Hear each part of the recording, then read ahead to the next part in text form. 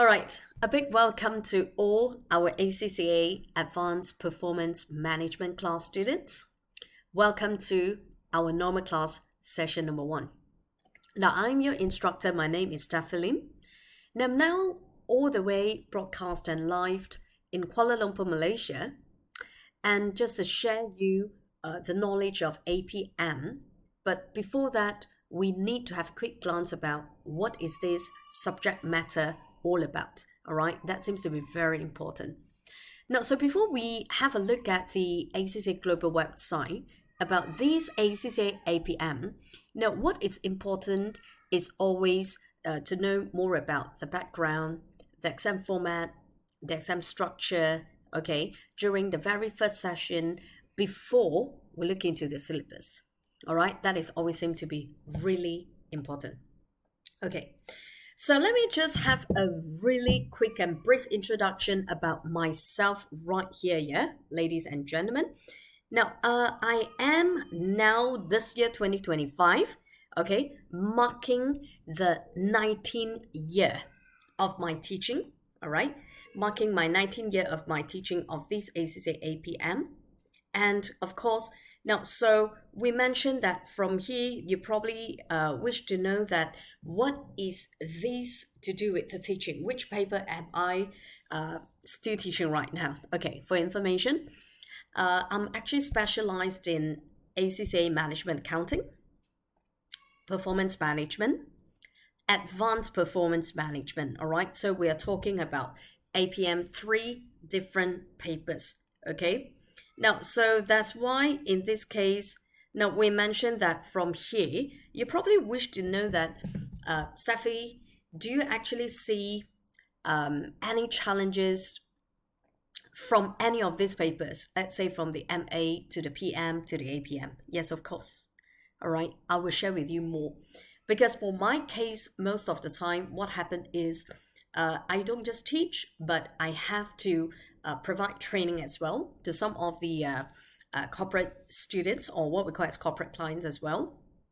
And then I do have to provide trainings to some of the ACCA students, okay, in Southeast Asia. So it's not just about in Malaysia or in Brunei, but I do need to teach in, let's say, in Myanmar, all right, Laos previously, for the employees of World Bank, and then in the Indonesia, all right, so it's online, and also in the University of China.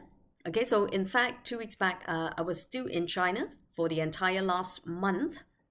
I was there for the revision classes, the China universities.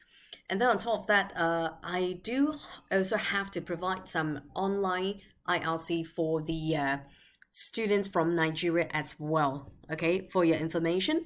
Yes, so that's why what happened is I could actually share with you, okay, I could actually share with you.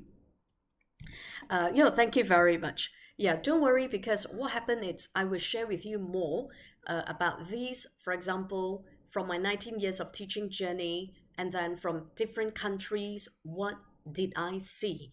Okay, what are the problems that the students encountered, the students experienced, and I'm going to share with you. So it's going to be really interesting, all right, because there's so many cases that I have witnessed, and then how do we actually create the success stories, especially for those students that they receive the paper.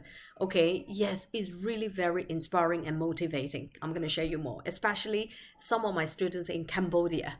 All right, in Cambodia, it's all to do with APM. So that's why stay tuned for our normal classes and all the way to the revision classes. I'm very sure you'll get a chance to actually be inspired by different success stories created out there. Okay, great. Now, so what happened is this is the first thing that I need to share with you first, okay, other than what I've just mentioned to you is, now, before I introduce you what is APM, the first thing I need everyone to set in mind, it's about don't be influenced by any people around you except yourself.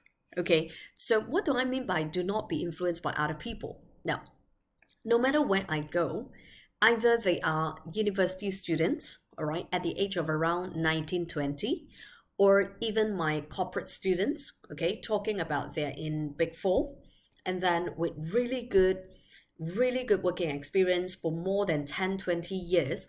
And they do have the same perception, all right, at the very first point of approaching this APM. So what's their perception? Perhaps this applies to you as well. Now, there are many students out there, the very first impression about APM is it's a very challenging paper. Okay, so I believed probably you could have heard from someone else before, or probably you would have seen some comments made online that this paper is far too challenging than any other papers in ACCA. And particularly, some students, they look at the passing rate and it was so demotivating. Some people were probably thinking that way. Now, so let me just share with you. Okay, let's see, there's one incoming message right here. Okay, yes, just heard it before, right? Okay, now that is very normal. If let's say someone who actually told me and say, don't go for APM, it's so challenging. Okay, now I still find what is important is if let's say you personally have never tried and have never experienced that, don't jump into conclusion too quick. All right, so too quickly, because I still find that somehow we have to give ourselves a chance, an opportunity to understand the subject matter more or better, okay, before we come up with a conclusion. Okay, now why do I say so? Now the reason is because now this APM, the reason why most of the candidates or the students find it challenging, it's because they do not actually understand or knowing too much about the exam technique. Okay, so what does it mean? Now, this simply means if you wish to pass APM, okay, the technique is very different. Now, when I say the technique is different, I'm talking about it's different from the lower level papers. Okay, talking about fundamental paper, the F level papers, talking about, let's say, SPL, SPR, or any of the ACCA exam papers. Okay, now why? Now, this paper, I would say your success is highly dependent upon the exam technique. So what do I mean by the exam technique? Which means, how do you actually attempt different style of the APM question? Okay, so it's all about how do you apply your knowledge. So which means application is the key success factor. Okay, this is number one. So exam techniques basically include the first, which is your knowledge application. This is the first. Number two, time management. Now, so we talk about this time management, which means there's some students that they are unable to attempt all questions in APM, and therefore, unfortunately, they failed the exam. Can you see that? Okay, so when we talk about focusing on time management, which means we have to make sure we attempt every part of the exam question. Okay, now regardless of whether you are able to gain full marks or not, but at least you attempt. Okay, but at least you show or highlighting the keywords. That helps you to gain marks. Okay, so the first is to do with the application. Number two, it's time management. And number three. Now, what is this number three here? Now, number three, it's very much to do with how well are you in knowing what are the key areas to be examined in the exam. Okay, now, so some students will say that, Steph, are you telling us that we should spot, okay, some of the exam questions? No, I'm not talking about how to spot. Because nowadays, if let's say we're talking about which areas that it will come out in the exam exactly by spotting the areas, it doesn't work well. It's not effective. Okay, but what we can do is to focus on the key areas and so that we know how to prioritize. Now, this prioritization simply means we will still have to learn all topics across the syllabus, okay? But towards the end, we will have to focus more on the key areas by practicing more exam questions, okay? For example, now for APM, what are the key areas normally you will see? For example, performance measurement. Okay, so later we will talk about what is performance measurement that will link back to F, or I would say the PM those days in the F level. All right, so therefore, if you know that performance measurement is one of the key areas, then we have to focus more on that particular area's exam question. Okay, so that's why if you have these three key success factors, you know about them and you're able to achieve, okay, these three different factors, trust me, you can easily pass the exam. All right, so that's why I would say some of the candidates, they employed the wrong strategies. So unfortunately, they probably come out with a final score of around 40 marks, 45, 47, and I would say every mark carries a reason. There must always be a reason behind the score. Okay, so some student will ask me and say, teacher, I have a score like 20 marks. Some I score about 43. Okay, the reason behind the 20 or the reason behind 43, I would say it would be completely different.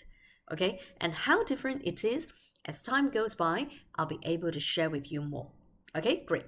Now, so that's why what happened is, now it's time for us actually now to have a look at this ACCA global website. This is the official website. Before we talk about APM by showing you the main page of this advanced performance management, I do have the next questions for everyone, which I believe I have the answer with me, but I just want to double confirm on this, okay? Now, ladies and gentlemen, if I am not wrong, okay, perhaps some of you are not, okay?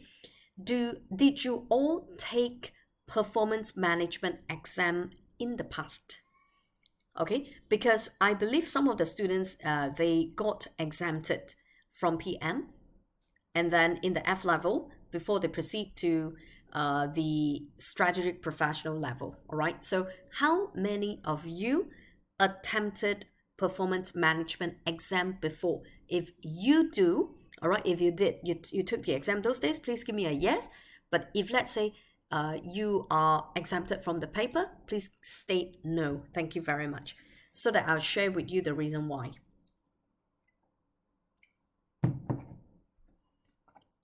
Okay, are you exempted from PM exam in the F level? Yes or no? Still waiting for your response here. Yeah, thank you very much.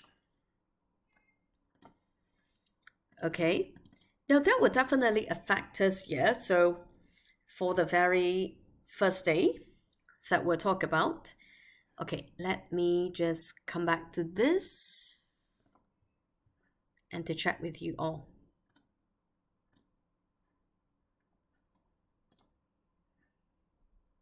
All right. Okay, so I think that's a quick lockout just now. Not too sure whether everyone could hear me again.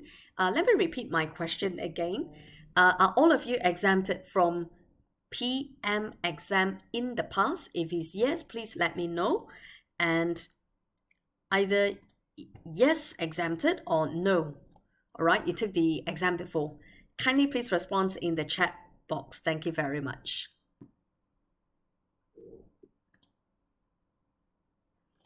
Okay, great. Yes. Now I could see, no, okay, some of you actually taken the exam. Okay, got exempted. Okay, some yes and some no. Okay, all right, great. Thank you very much for your response. Okay. All right, perfect. Okay, took the exam. Okay, great. Now, the main reason why I'm asking about these is simply because of this. Okay, let me just explain to you the relatedness here, the linkages. Now, it's always important for us to know the linkages that's between the performance management, that's what we call SPM paper, and advanced performance management paper, and that is APM. All right. Now, the reason why I'm asking this is because that before we kickstart with APM, I'm pretty sure, especially for those who have attempted PM exam before, you would have seen the following topics. Okay, and these would then be seen again in the APM. All right, so I give a very good example. Now let's talk about key topics in PM here. All right, key topics in PM to be learned again in APM. Right, so what do you call these here? Now this is what we know as the assumed knowledge. AK, the assumed knowledge that we are talking about. Okay, number one. So we have to get ready for it. First thing first, short-term decision making. Yes, you'll get a chance to see that again in APM. And perhaps you wish to know which particular area, decision rules.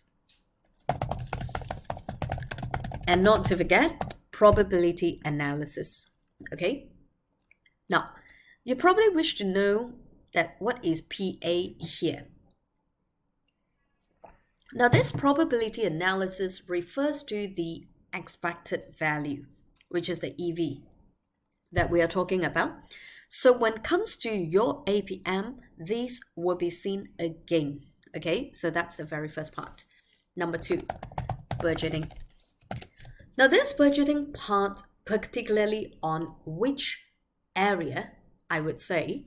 Now class, it's normally on the budgeting style.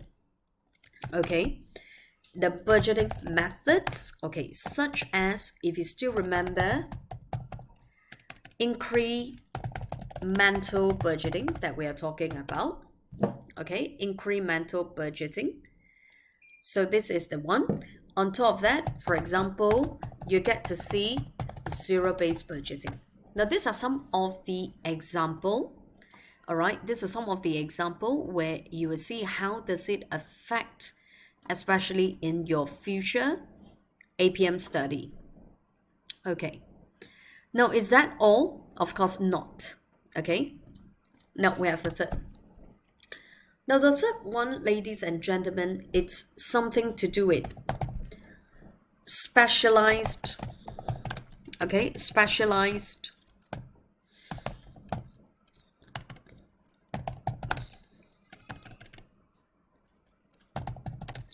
management accounting techniques.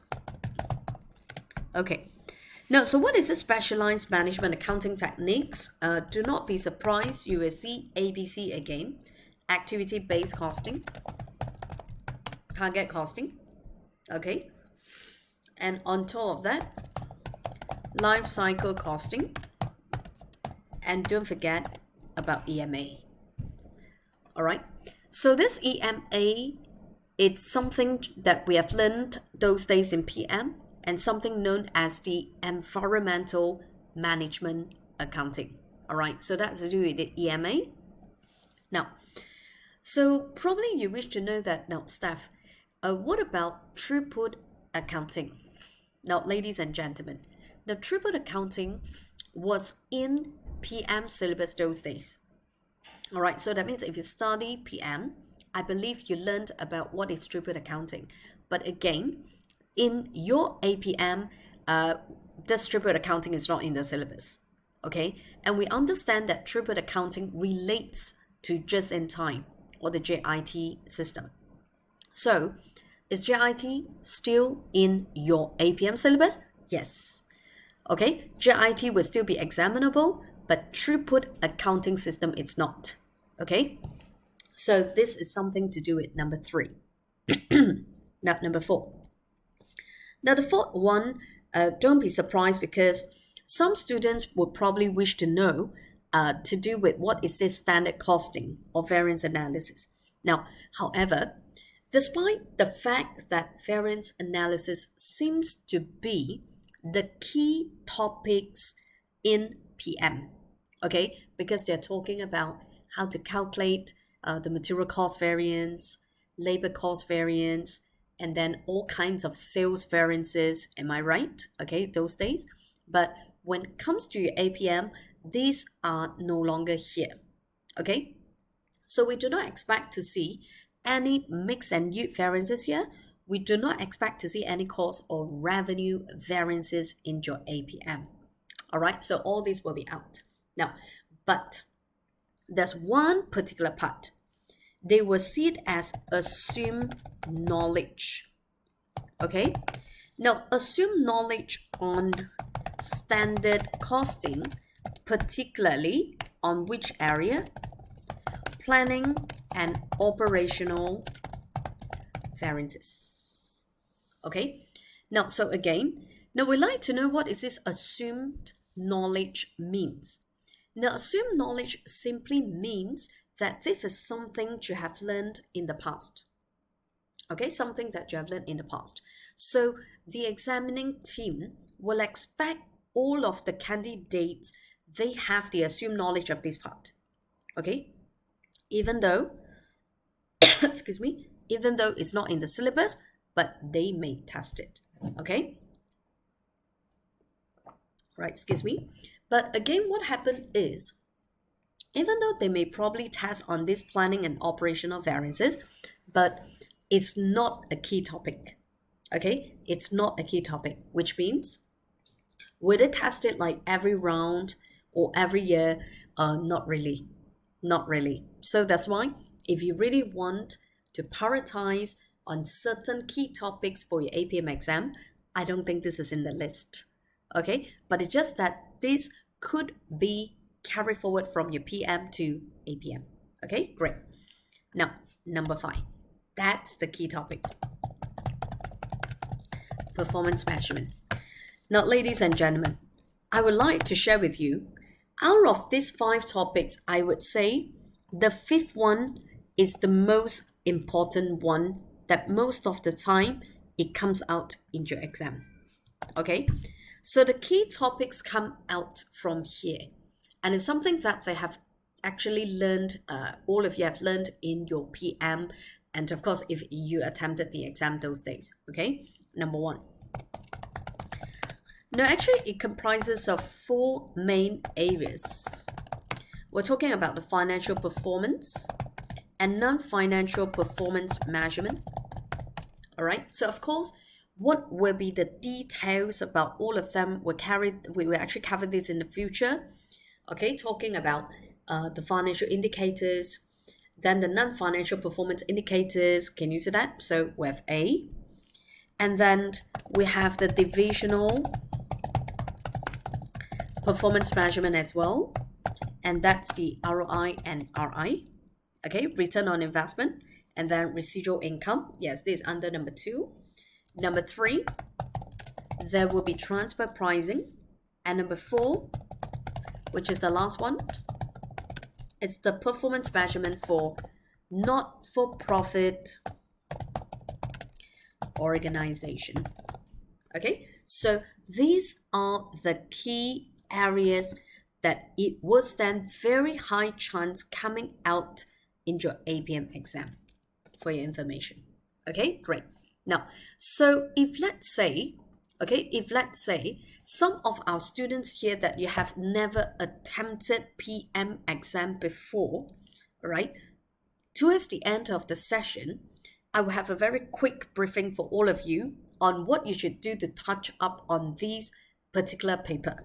Okay, so they're actually very resourceful and very useful ACC materials or the resources that's to do with the performance management available online on the official website that I'm going to show you shortly. And from there, you can always refer to some of the really good articles issued by the examining team members, or even to even by some of the freelancers, and even to have a look at the past exam questions in the past. And so they have a better idea when it comes to these APM. Okay, now, so this is the very first part. So which means this PM would support the APM studies for approximately 40%, okay, in terms of the syllabus content we're talking about. Then when it comes to APM, we will have some other topics to cover as well, so not to worry, but I must remind everyone, for this particular paper, do not expect full calculation, no. For this paper, we will expect at least talking about the discursive areas, theory area of at least 70%. All right, we're here to talk about 70 to 75% to do with discursive areas. That means the theory questions, and the remaining portions of 25 to 30% to do with computational related question. Okay, so that's why in order for you to pass the exam, I think candidates should know really well about this subject matter before we start playing the game. All right, so it's always important to know the rules of the game, you see, okay, in advance. Now, so should everyone find it clear so far? Now, if you find it clear, no problem, and please state an okay in the chat room. I'm going to move on now by demonstrating the ACCA Global website. Thank you very much. Okay, great. Thank you. Thank you very much. All right. Now, so if that's not a problem to everyone at all, now what we're going to start off right now is to have a look at this ACCA Global website. Okay, here you go. This is the one. Now, let's talk about ACCA APM. First thing first, before we start looking into the syllabus.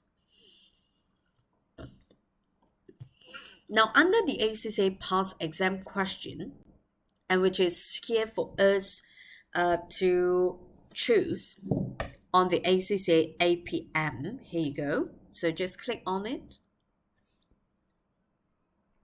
Okay, here you go. That's the APM. All right. Now, there are two main areas that we have to have a look at it first before I can actually show you the practice platform. Now, here you go. This is the one. Okay. Now, ladies and gentlemen, now let's have a look at the objectives, the APM or the Advanced Performance Management first. Now, we believe that when we're here to study APM, you will apply relevant knowledge, skills, and to exercise professional judgment in selecting and applying strategic, management accounting techniques in different business contexts, and to contribute to the evaluation of performance of an organization to its strategic development. Okay, now this is particularly important to know by catching a few keywords right here. First thing first, we're here to talk about different business contexts. So be prepared. In your exam question, we're talking about the case study.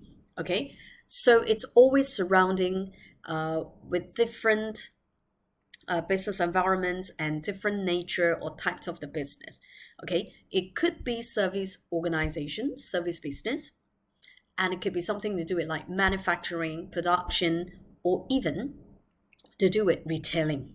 Okay, so it can be any types of business contacts normally appear in your APM exam. So that's what we have to take note. The next, when they talk about evaluation of the performance, now this is very much talk about how do you assess the overall business performance in terms of its financial performance and non-financial performance. And that is the reason why we're here to apply some of the business models, such as like by making use of the value chain analysis, Porter's five forces sometimes, okay, because these are all for us to assess the business as well. So we call it as the strategic business tools for further assessment. So it's a really wide syllabus that they will cover different types of the models and then different ratios or even some of the formulas as well. Okay, now great. So we find that if you see the result from the assessment, the result of the evaluation, and what will be your concluding comment on the business performance. All right. So any additional ideas or any strategies that we can actually create, all right, that is to help the business to further improve their performance or even to achieve their corporate objective, say for instance. Okay, so that's why this is a paper, I would say it's completely different from some other papers such as to do with tax or accounting, where the framework, the guideline has been provided. But when it comes to APM, it is not. And because of that, for APM, there is no right or wrong answer, but whether you can justify your point. So what is important here is about justification, okay, the argument. So I'm going to cut you even more example in the near future as we see more and more past exam questions. Okay, great. Now, so we get to know that that's the whole idea. Now, the next thing that I always will highlight to my students, it's the passing rate. Okay, now, surprisingly, ladies and gentlemen, talking about September 2024 last year. Okay, now 39% of the passing rate seems to be the highest in history. All right, the highest in history is never gone up to this 39% before in the past, but it's getting higher, you see, 24, 37, all right, in June, and then September is actually, it has gone up to 39%. Now, of course, what's going to be the December 2024 passing rate, yet to know, and that will be released hopefully in another 10 days' time for information. But one thing we are pretty sure that what actually contributes to the rising or increasing passing rate here is because of the instructions, all right, given in the exam. Now, when I talk about the instructions, which means nowadays, the exam format, the structure, and even the exam question style, it's made even more, I would say it's clearer than those days. From the case studies, examiner will state what are the do's and don'ts. For example, what do they expect you to include in your answer and what you don't have to contribute or include. So that's why by stating all these very clearly, the students can catch the idea, all right, from the exam questions, from the case study, and that's how they can answer the question. All right, they will answer what the examiner wants. That's very important.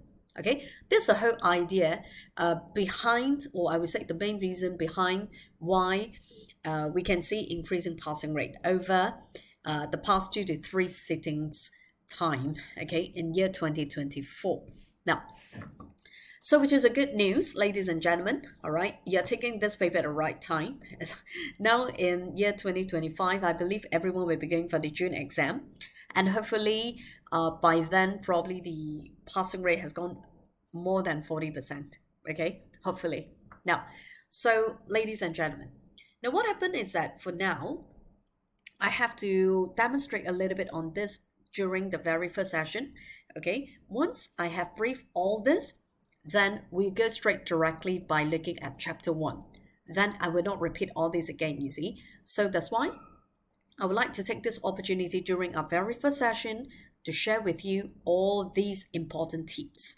Okay. Now, as you can see, there's actually a list of items right here, and these are all the resources provided online. But there's one particular, can you see there's one particular item that's to do with the practice exams and the the question practice. Okay, now ladies and gentlemen, now I'm actually quite sure that most of you have logged into the ACCA practice platform before, And I would just call this as the ACCA PP, all right, the practice platform. Okay, let me just, yep. Okay, here you go. So now what I'm going to do is that, ladies and gentlemen, I'm trying to log in and I must show you these first before I can move on to the next PPT slide. Okay. All right, great.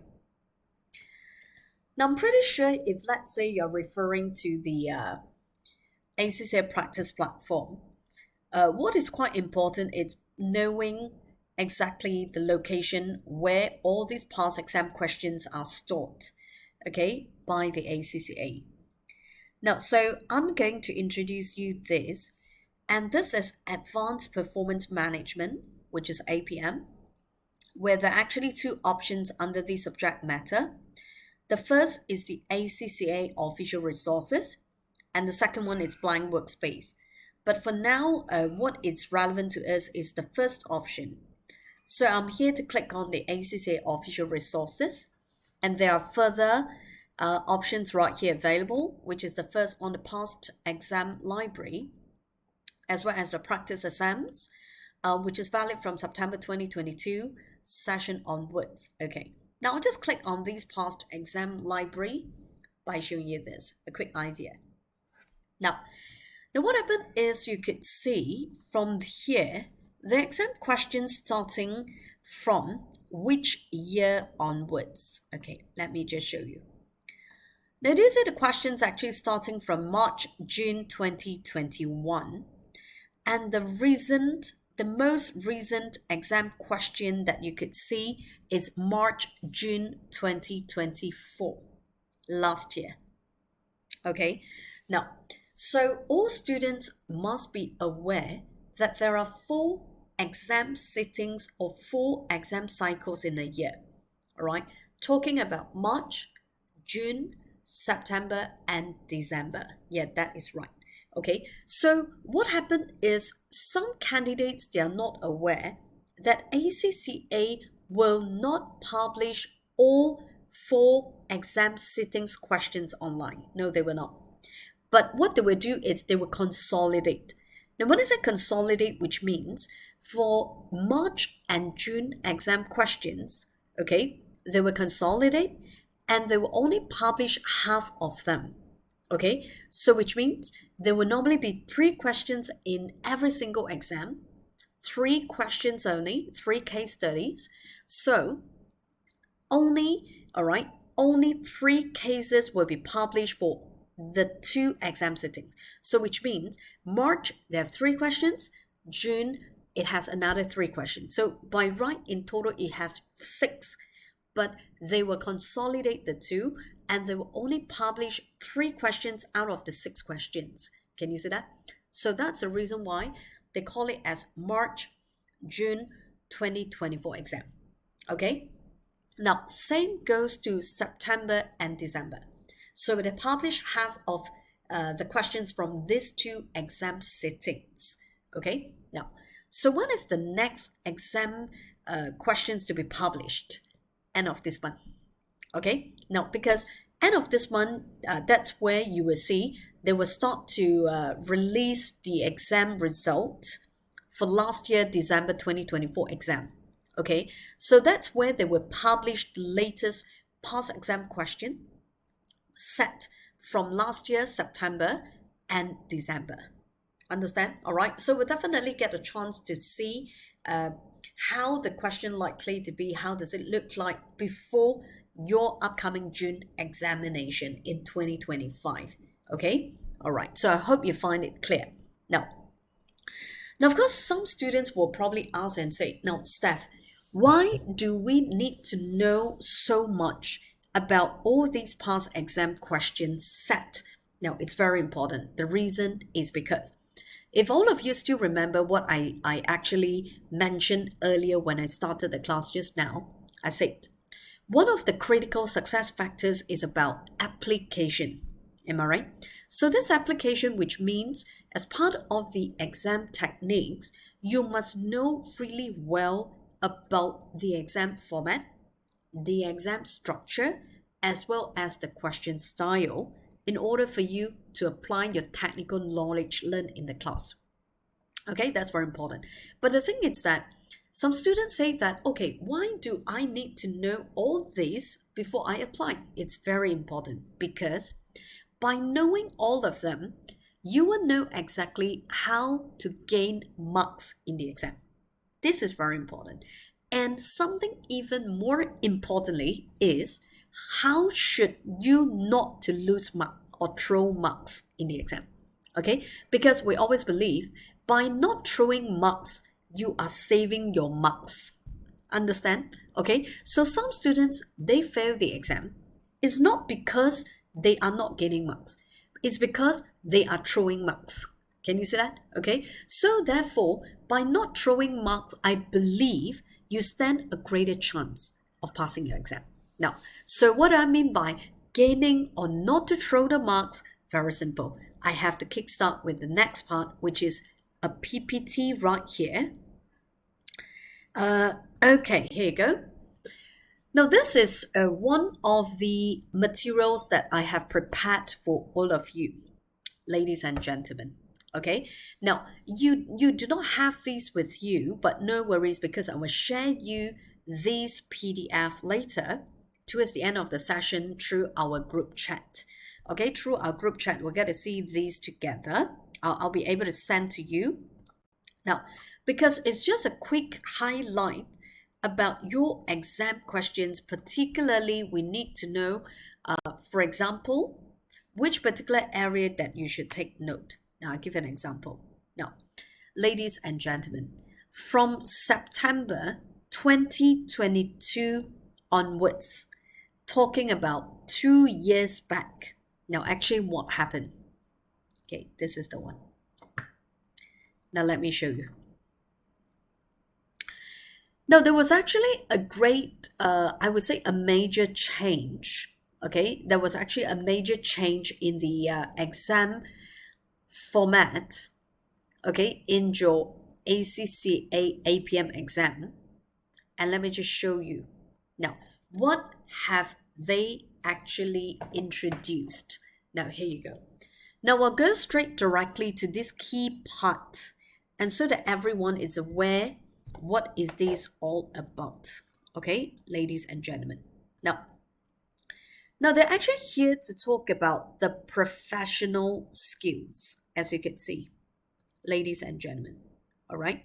So when we're here to talk about these professional skills, perhaps you want to know that, hey, Steffi, I don't really understand how will this actually affect my final result.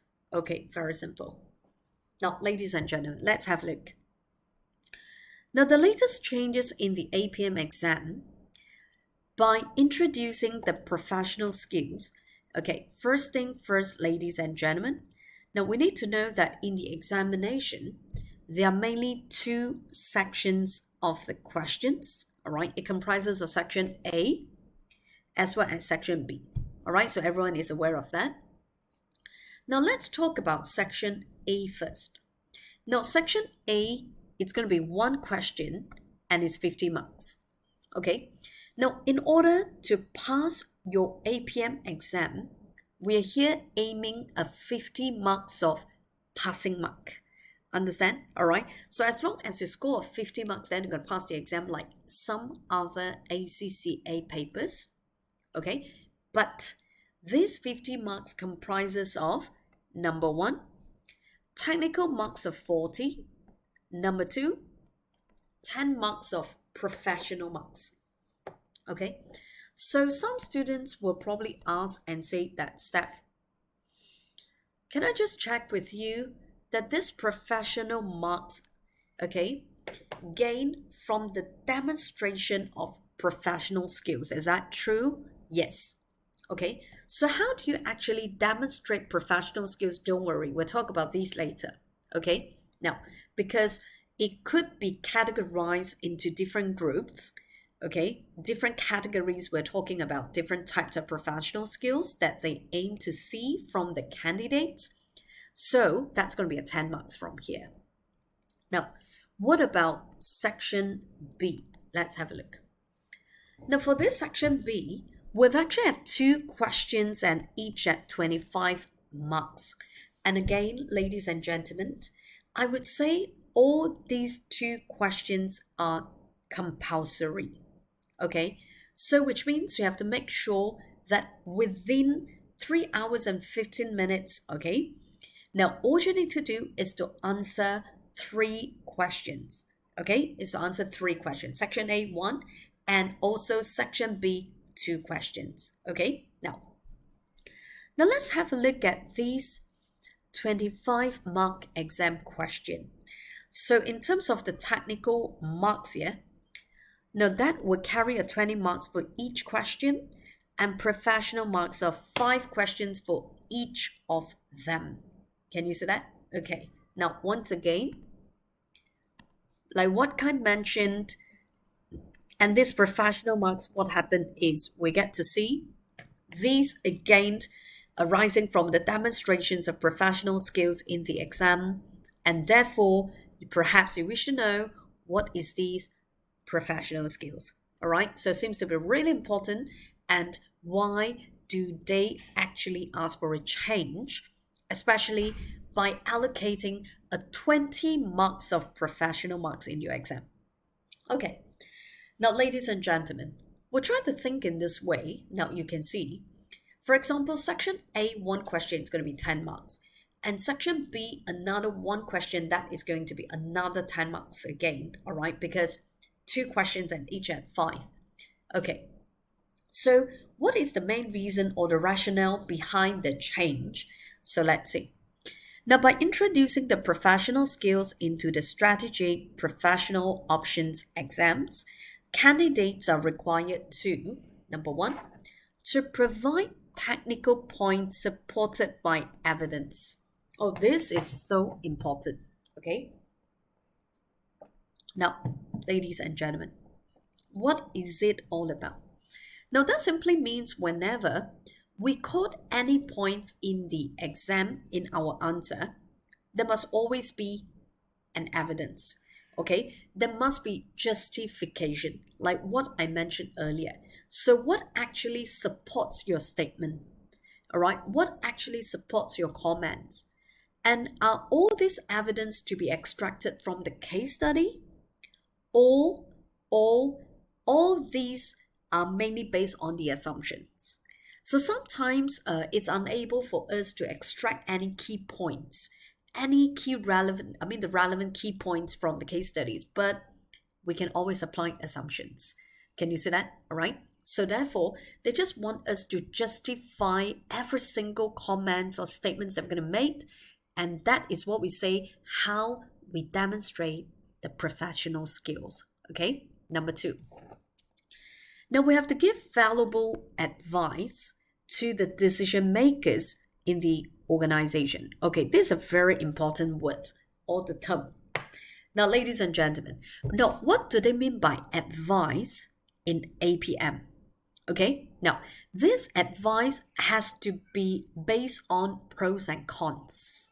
Okay, whenever we are here to give any advice as a consultant, we are not just look at the pros of that project or that initiative. We don't. But we are here to see things more completely, which is by telling them, if we are here to adopt this initiative, what are the pros and what may be the cons?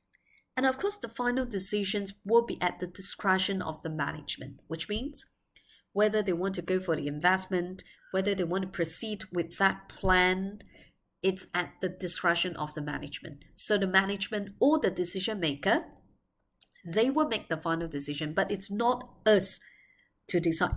So we are here just to provide the advice. Can you see that? Okay. Now, so by the time you are able to provide this advice, okay, that means you're trying to contribute some objective points or the ideas. This is also part of demonstrating the professional skills. Can you see that? Okay, so that is the reason why they want all the candidates to demonstrate the following professional skills. All right, so let's see. Now, I would say this as 5-star, and I can assure you that even in textbooks or any other materials, you won't be able to say this. Okay, it's because I try to analyze them one by one with you, and so that in the near future, when we start practicing the past exam questions, and you know what are they. Okay, all right, great. Now, number one. Now, the first part of the professional skills will comprise of communication. Okay, now, but this is something I must share with you, especially when we are here to talk about communication. Okay, now what do I mean by this communication? Now, this will only contain in section A exam question. I repeat. Okay. All right, just allow me to change this. Okay, the font, and so everyone can see. Only in section A. Now, I just need to know why is it in section A is because in section A, candidates are required to draft a report. So therefore, if you're able to come up with the appropriate report format, the content, and that's how you'll be able to score the communication skill marks. And that is part of the professional marks. And it's only in section A. Okay? Now, will these communication marks appear in your section B exam question? No. No.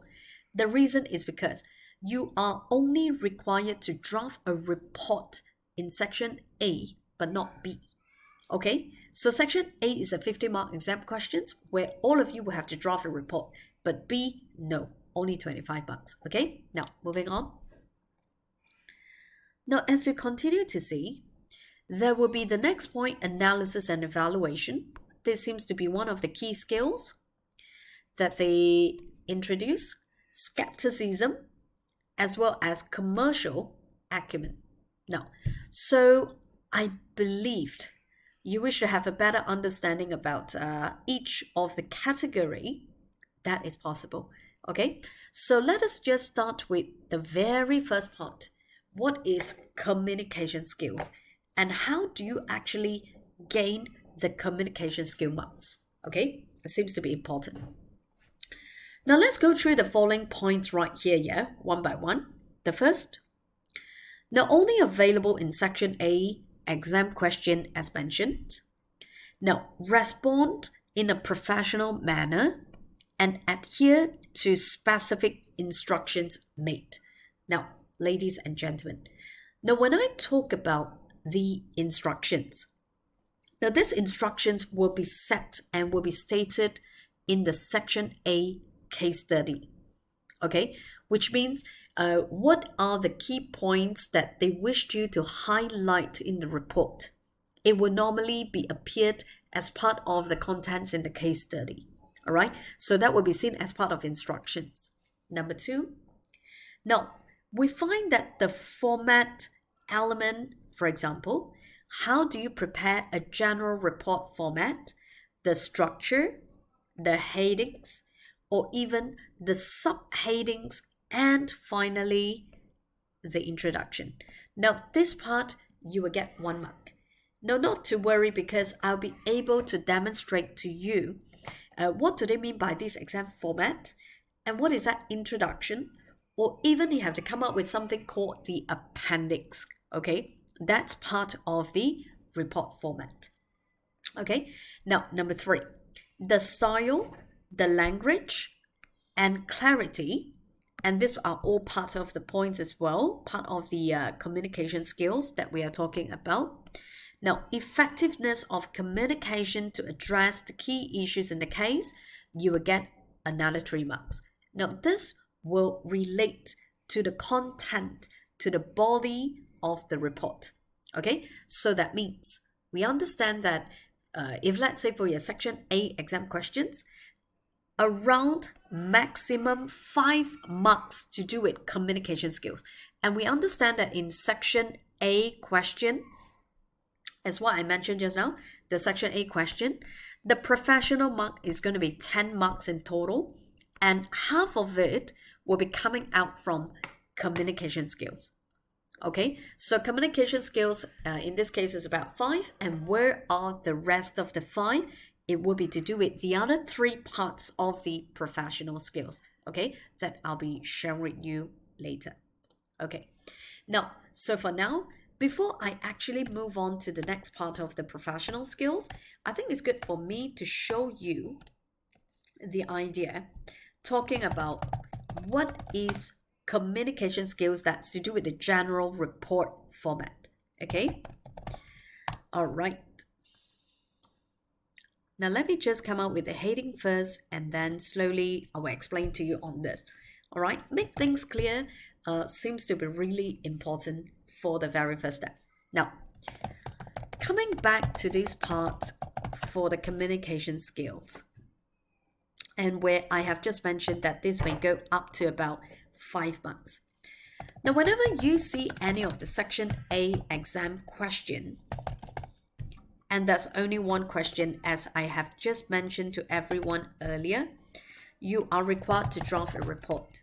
Okay, this report format will include the following. For example, to, from, date, subject.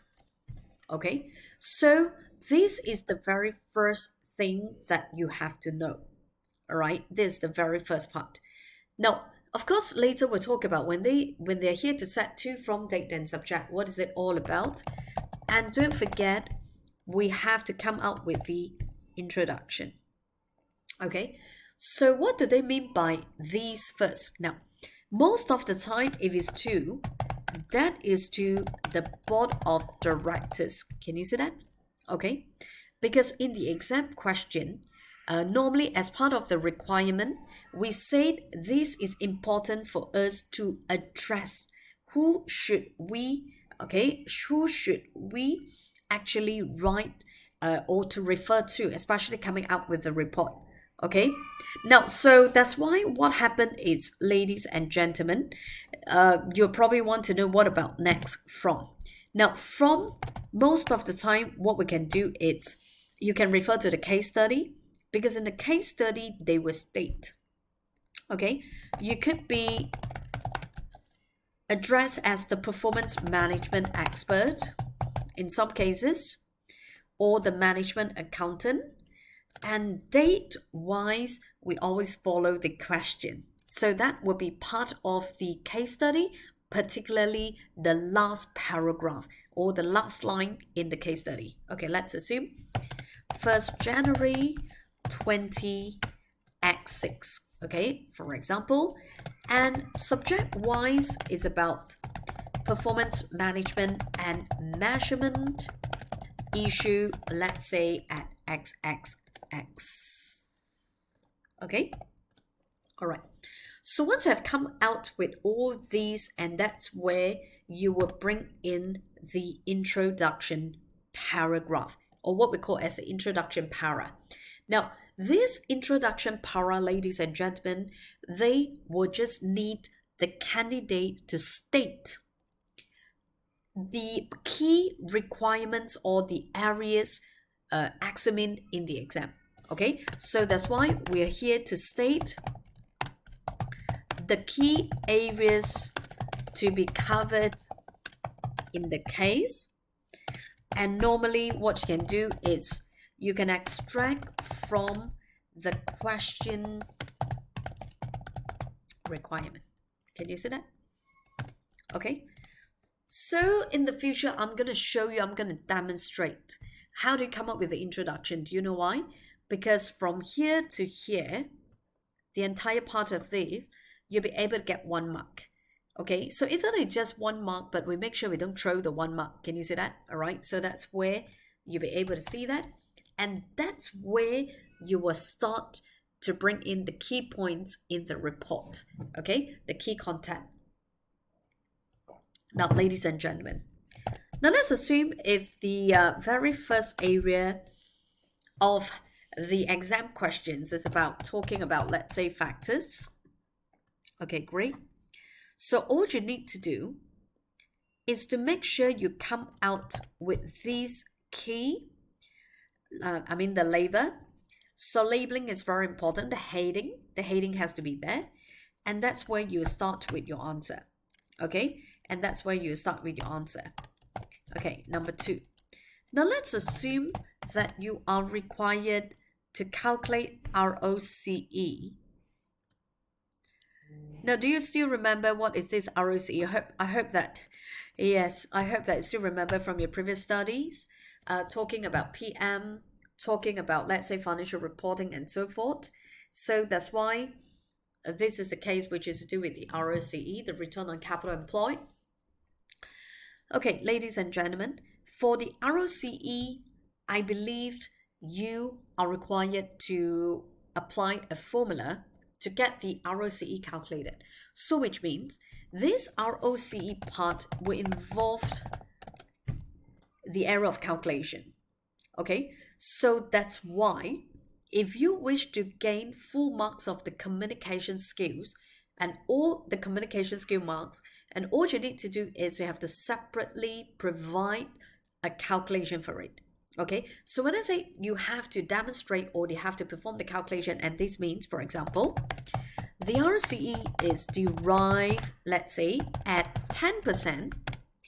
Now, as shown in the appendix A, say for example.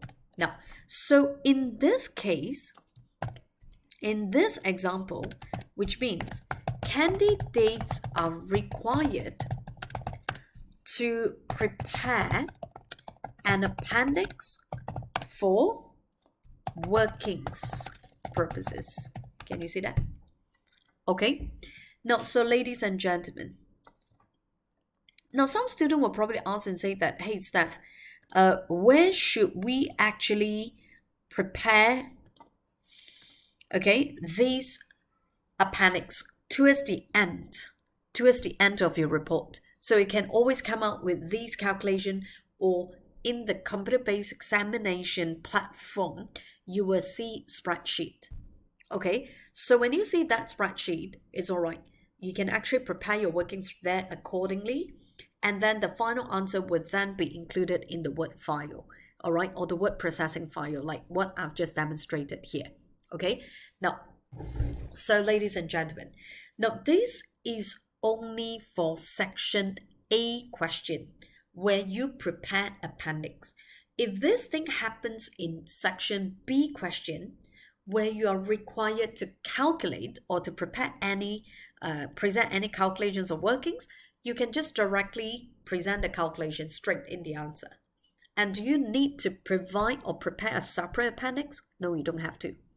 Okay, so the appendix is only for section A exam questions where candidates are required to prepare a report. Okay, is that clear, everyone so far? All right, so if that's clear, then do let me know.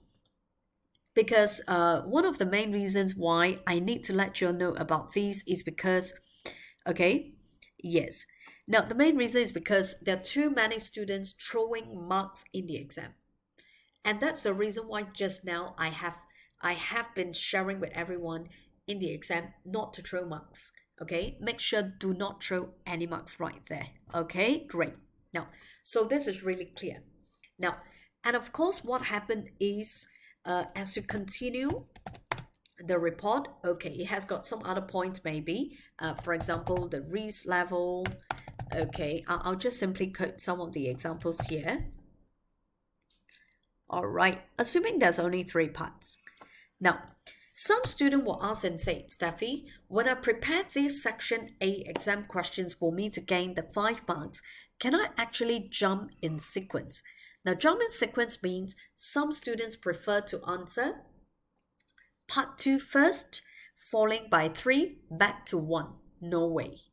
Now, in order for you to gain full marks for communication skills, you have to make sure this is part of the report format. Everything, please prepare in order. Okay, so the first part comes in first, following by number 2 and number 3. All right, so everything will have to come in order in sequence. Very important. Okay, great. Now let's assume that they only have 3 areas in the exam. Then what about the last part? Okay, the last part, that's where you have to bring in conclusion. Okay, so what is your final concluding comment on the business proposal, on the business performance, say for example, so it can come up with a conclusion, and then these will end the entire story. Okay, now, so if you are able to present what I have just mentioned to you all on this general report, the format, the style, the language, okay, congratulations, 5 marks will be yours. Okay, as simple as this. Now, so ladies and gentlemen, now what happened is perhaps you wish to know what about the next 5 different skills that we are talking about. Okay, next 3 I should say. Now the next 3 parts of the professional skills, let's have a look at the second one right now.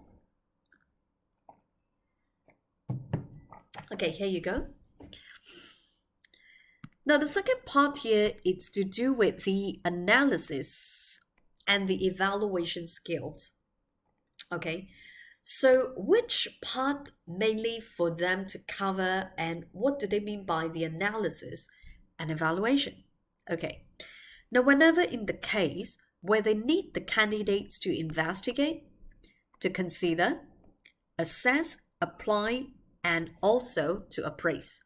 Okay, so say for example, the second point, the use of the data available to analyze application of financial, all right, either financial or non-financial data. Okay, what supports your statement? Okay, whenever you tell me that the overall profitability has increased, say for example, when you tell me that the overall liquidity performance or liquidity positions has improved, so where's the evidence? All right, so it's all from the analysis that we perform, and this part will come in.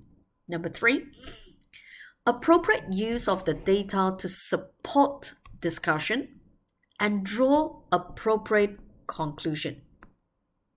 Can you see that? Okay, so we don't simply come up with a conclusion unless provided we have the supporting evidence with us, as I mentioned earlier. Now, to decide whether further analysis is required to conclude. Yeah, this is very true.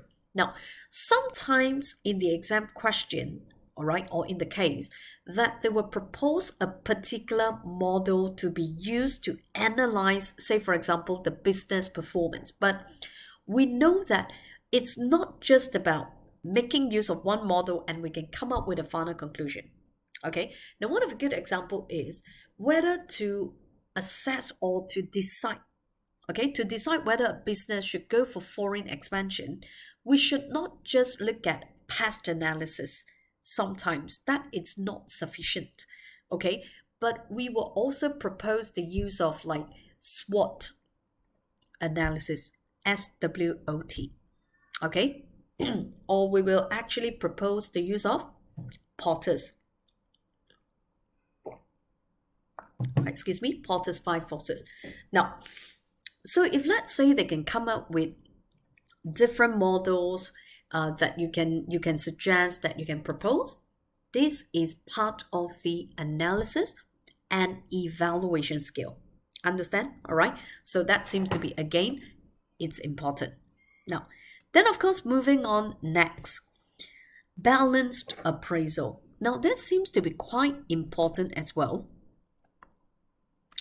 Now, when I talk about this balanced appraisal, which means somehow in your exam, they need everyone to actually state the benefits and problems, the advantages and disadvantages. Okay, now back to the point earlier. For every single initiative, for every single, of the ideas or the proposals, we have to talk about the pros and cons. Okay, so that's what we call as the balanced appraisal. Now next, the recommendation, which is clearly explained and linked to the organization issues. Oh, this is very important. This is very important. You know why? Now, the main reason is, now sometimes in the exam question, they may probably need you to evaluate the proposal, okay, or any plans or initiative or strategies. Now, class, if you are there to come out with the, no, this is exactly the same like what you have seen those days.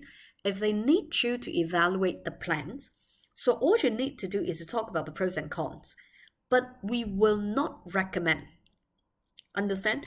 Okay, so say for example, if someone someone probably or anyone there wish to know more about by starting ACCA, should they actually go for ACCA course to pursue the qualification?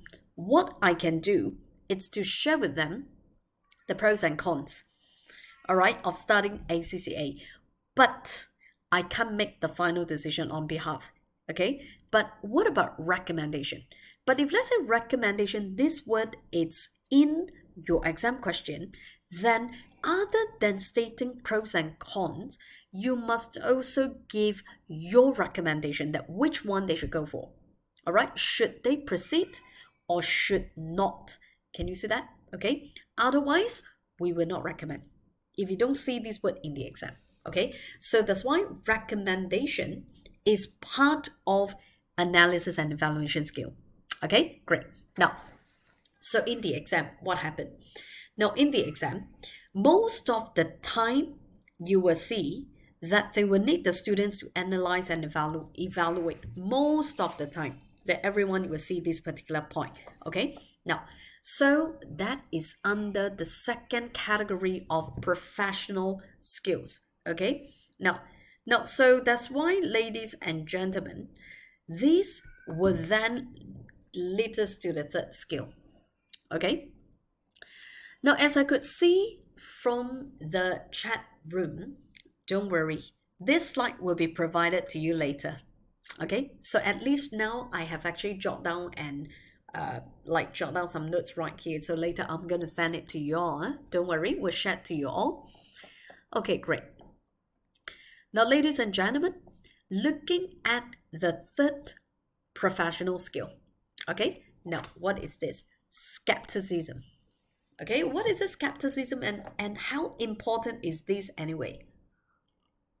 All right, number one. Now, when we're here to see skepticism, the most important key words we're here to see is questioning. All right, questioning mind. We're trying to challenge the information and views presented. Now, so what do they mean by to challenge the information and the views presented? And that seems to be important. Now, say for example, ladies and gentlemen, in the exam question, all right, in the exam question, whereby you can see the case study, sometimes in the case where they will share with you that this director A,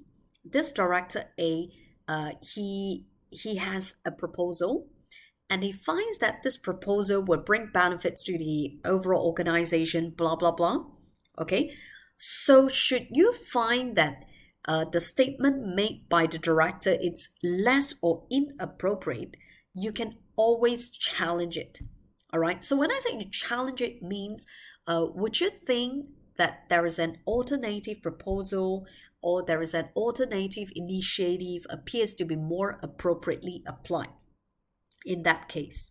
Can you see that? Okay, so it's not necessarily always to follow whatever initiative or the proposals stated in questions. So sometimes examiner, the examining team, they really want you to have your own idea that do you think that's a better model, all right, to go for it. Now, it's not just about the proposal, even the use or even the application of key performance indicator, KPI, that we will learn in the future, all right? So they could easily tell you and say that currently the company has set the current set of KPIs, and then should you find that all these KPIs are less appropriate compared to others, then always state the more appropriate one. Okay, you can always give it that. Now, so this is part of skepticism skills that can help you to further gain marks in the exam. Now, number two, any statements or contradictory data and any use of the performance management techniques. For example, do you think there's any other models that seems to be more appropriate, like what I mentioned? Whether the proposal is acceptable, yes or no, please justify, which means reason must be stated. Now, apply professional judgment, okay? And this professional judgment here, which is the use of techniques and methods for performance management. Can you see that? Okay, that is the one. And finally, evaluate the model, whether it is appropriate. All right. For example, any weaknesses. So most importantly, do not forget about the justification. Okay, that seems to be important. Now, so this is something to do with the skepticism's part here, which is the second last part of the professional skills. And from here, let's move on to the very last part, and it's also the last page of these sets of the PDF from the original PPT that I'm going to share with you. Okay. Now we will then be here to have a look at the commercial acumen. Now, what is this commercial acumen? Now, ladies and gentlemen, now I do understand that some students they may have this concern. The concern is now it's quite common that students will come to me and say, Steffi, I have never worked, let's say, for manufacturing companies. I have never worked in a hotel. I have never worked, let's say, in a hospital. So I have no idea how the operation's likely to be. And how am I to answer my APM exam question? Where the cases are all surrounded with what examples that I've just quoted. Okay, ladies and gentlemen. Now, examining team members, they do not expect candidates must possess the real experience of all these business environment before they go for the exam. But all you need to know is just the commercial acumen, talking about the general knowledge will do. Okay, so therefore, how do they actually gain this part of the knowledge is through reading, all right? Reading business journals, some articles, all right? So that will really help. And if let's say for those candidates with working experience, oh, then they have the core advantage on this part. Because roughly they will know what is this commercial acumen when it comes to their answering part in the exam. Okay, but not to worry too much about that because as I mentioned, as long as you practice the exam question, you will roughly know how examiner will expect the candidates to include these general knowledge part in the exam. Okay, so let's see. Now, the knowledge of the current key issues, for example, nowadays the use of artificial intelligence, all right, and then talking about machine learnings, okay, that's current issues that has to be included, and use judgment to demonstrate awareness. Okay, for example, in your syllabus, you are required to know what is big data, you're required to learn what is data analytics and how all these will affect the business planning, the decision making as part of the business operations. Okay. Number two, general awareness of the industries like what I've just mentioned, wider business environment, external factors affecting the business. Okay. So what would be the external factors that could probably affect the business? Now, when we talk about the current issues, one of the very good examples, like, it is definitely deeply saddened when we heard about air crashed, all right, talking about 3 to 4 days ago. Is everyone aware of that? Okay, talking about on the 30th December, then yes.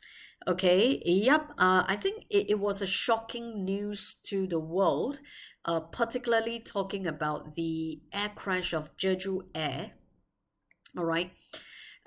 Yes, 2216 for your information. And then uh, nowadays, if let's say you read or you watch the news, people are still investigating. All right. So could that be the cause of human negligence, or is that the design of the aircraft? Okay, for Boeing model 737-800. All right, for your information. So what happened is that now, class, now you can actually see because of all these incidents, okay, then is Jeju Air, the business by itself has been affected. Yes, it is. Okay, when I say it is, which means that it could probably affect the future demand in the near future. But how do they actually regain the confidence? Okay, regain the confidence of the passenger in the near future. I believe the company will have to come up with some strategies. But if you read the news or you watch the news, what happened is that there are some reports, yeah, there's some news reporting that the business for the previous quarter they were making losses, and then subsequently in the recent quarter they started to report a profit. Okay, so there must be a cost savings there. There must be a cost savings there to bring the profit, or there is an increase in the revenue. But if let's say there is a very significant cost savings, and which part would that be? Okay, so that's why there was a report that I read. They were talking about the revenue has increased very significantly because they maximize the utilizations of the aircraft. And it's like the plane was operated, okay? They actually, the plane was operated and then for, I would say like 24 hours. So they try to maximize the utilization. And would there be a possibility that they did not really spend well on maintenance? Okay, that is also another point of it. So which means now in your exam question, it could be the case as well that they will be sharing with you the business performance is either escalating or either is deteriorating, and what is the reason behind, you see? Okay, that's the commercial acumen, some general knowledge about that, because we know for airline company what happened, there must be maintenance, right? Okay, so even though I don't work in the aviation industry, I don't work in this airline company, but I know that's the SOP. All right, there must be maintenance, blah blah blah, and so forth. Okay, that's part of commercial acumen. Now, number 3. Now, the third one, which is about making good judgment and quick decision. Okay, and moving on, number 4. Now, for example, should a company implement the value-based management? We'll talk about this in the future when we cover the VBM and how this VBM could bring the benefit to the organization, and what will be some general principles behind the VBM. Okay. So extract the evidence from the scenario to support your answer or any recommendation. Okay, great. Now, so once again, ladies and gentlemen, from what I have just demonstrated, from what I have just explained to everyone, which means now in the near future, when we attempt any of the latest past exam questions starting September 2022, that's where you will see professional skills. All right, the professional skills marks, which is in total 20 marks. Okay, but if let's say we are here to talk about, okay, the exam questions that is before September 2022, this part does not apply. Okay, because before September 22, the professional marks was only 4 marks and mainly on the communication skill, but that has nothing to do with analysis, evaluations, capitalism, or commercial acumen. And all these were not there before September 2022. Okay, now, so once again, not to worry about these, I will share you these later, but I need to come back to this just to demonstrate a little bit more. Now, let me just show you, if let's say back to this exam practice platform, the ACC practice platform. Now, I'll just show you a quick one. that how these will appear in your exam. Now that's part of the exam instructions, but I'm going to skip all this first for now. Okay, now, so just a quick one, ladies and gentlemen, can you see? Section A, it contains only one question and it's 50 marks as compulsory.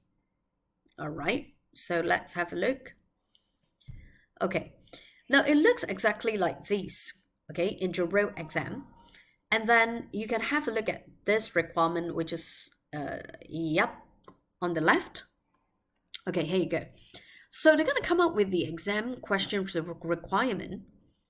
Okay, as you could see right here, as I mentioned earlier, that they will state this part. Can you see that? Okay, let's have a look. Now, the professional marks will be awarded for the demonstrations of the skills in communication, analysis and evaluation, skepticism, and commercial acumen in your answer. And you can see this is 10 marks. Can you see that? Okay, now, so as what I have mentioned earlier, out of your 50 marks, 10 marks from professional marks, okay? And out of these 10 marks, the communication marks will stand for about 5 marks, okay, maximum. Okay, so that will be from these communication skills. And the rest or the remaining 5 marks will be from the rest of other areas of professional skills. Okay, right, good. Now moving on, assuming if let's say now I'm trying to move on to section B, which we can see these are 2 questions and each of them 25 marks, ladies and gentlemen. Again, there must be the questions requirement again here. Now this questions requirement respond to the CFO blah blah blah.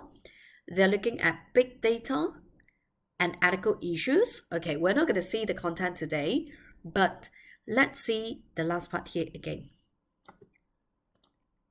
As part of the requirement. Now, professional marks will be awarded for the demonstrations of the skills in analysis and evaluation, skepticisms, and commercial acumen in your answer. And it comes to about 5 marks only. Can you see that? Now, there is no communication skill marks to be awarded here, but we're here to talk about only the rest of the 3. Okay? Now, so that's why, ladies and gentlemen, now we spend close to 1 hour and 45 minutes soon, okay, talking about the subject matter, talking about the linkages between PM to APM, talking about now in terms of the exam format, especially the latest changes from September 2022 exam onwards, and even now affecting your upcoming 2025 examination. Can you see that? Okay. Now, so always bear in mind, for this particular paper, especially when we talk about the advanced performance management, what is important? The important thing is if you know well about the exam, okay, you stand at least 50% chance to pass the exam, to pass this paper. And where will be the balance or the remaining 50%? It's about technical knowledge. Okay, so when it comes to the technical knowledge, that's where we will start off with our chapter 1 later. Okay, and I'm going to show you what are the key topics to be seen, to be learned in your APM syllabus. Okay, now, so ladies and gentlemen, any questions so far for the very first part of our briefing today? Okay, should you have any questions, please feel free to post it in the chat room. Okay, I'll be more than happy to assist here. And then, if you have no questions for now, ladies and gentlemen, look at the time right now. I think it's good for us to have a 15-minute short break. Now, later come back, I will introduce you the key areas to be covered in your APM syllabus. And then we will have a quick revision looking at the very first chapter on the AT activity-based costing and management. All right, so let's go for a short break and I'll see you later in 15 minutes time. All right, thank you very much and see you shortly. Thank you.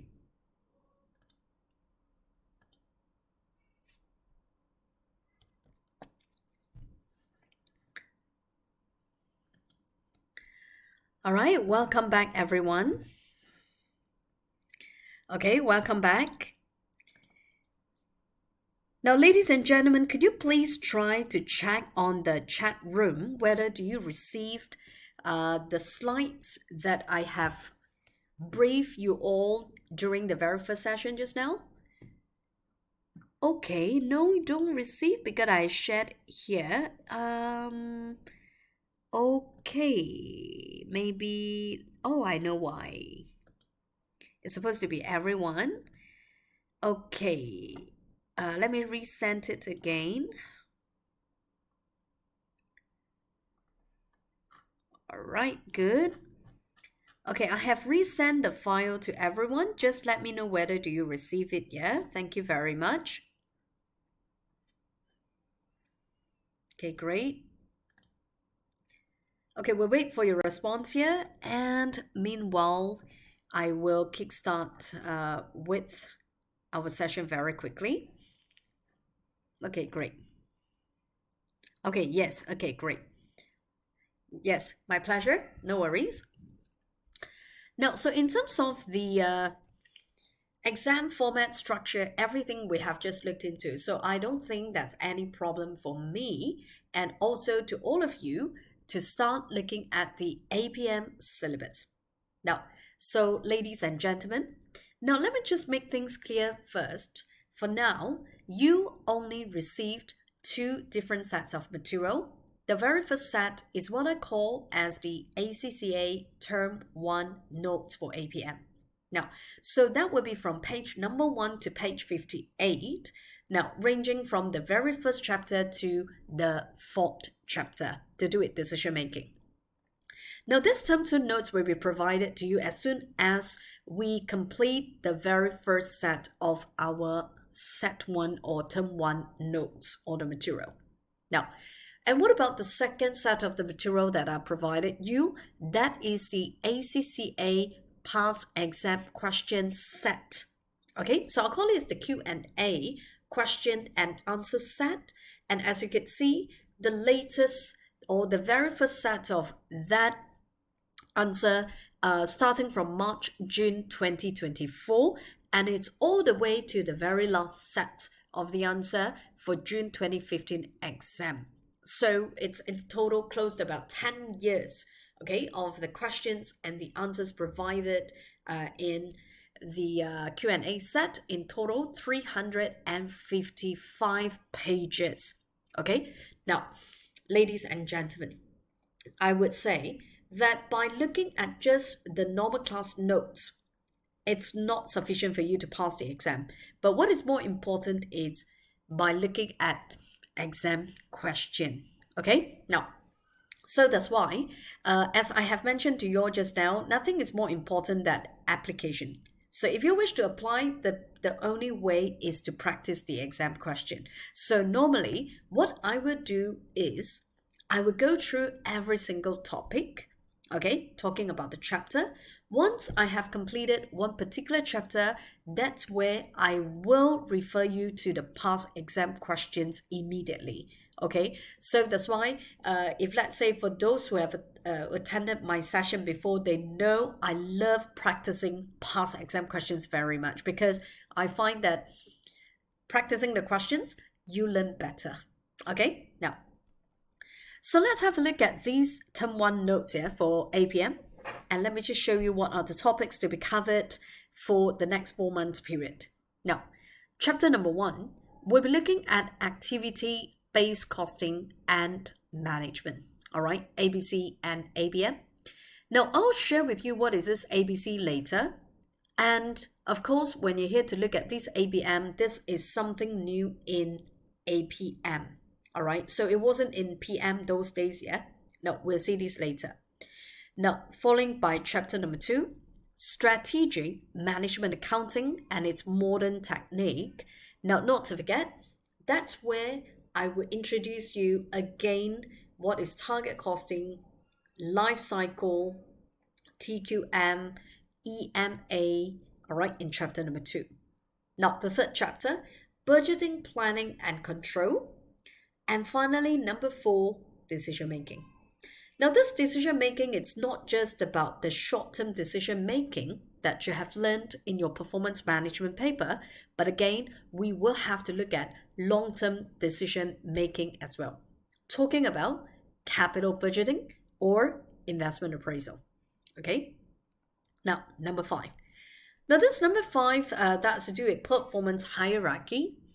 Again, we will cover areas to do with CSF, critical success factors, and then we'll cover areas on the mission and mission statement. And that's how all these will be related to all these areas, ladies and gentlemen. Okay. Now, let me just state these for all of you. We're here to talk about number 6 to number 10. Okay, I repeat. Number 6, chapter 6 to 10, I will see these as the key topics. Okay, so all these key topics that it's either in section A or B, but most of the time I will say it's in section A and B of the exam. All right, exam questions. Now, so let us now have a look at this chapter number 6 first. What is this all about?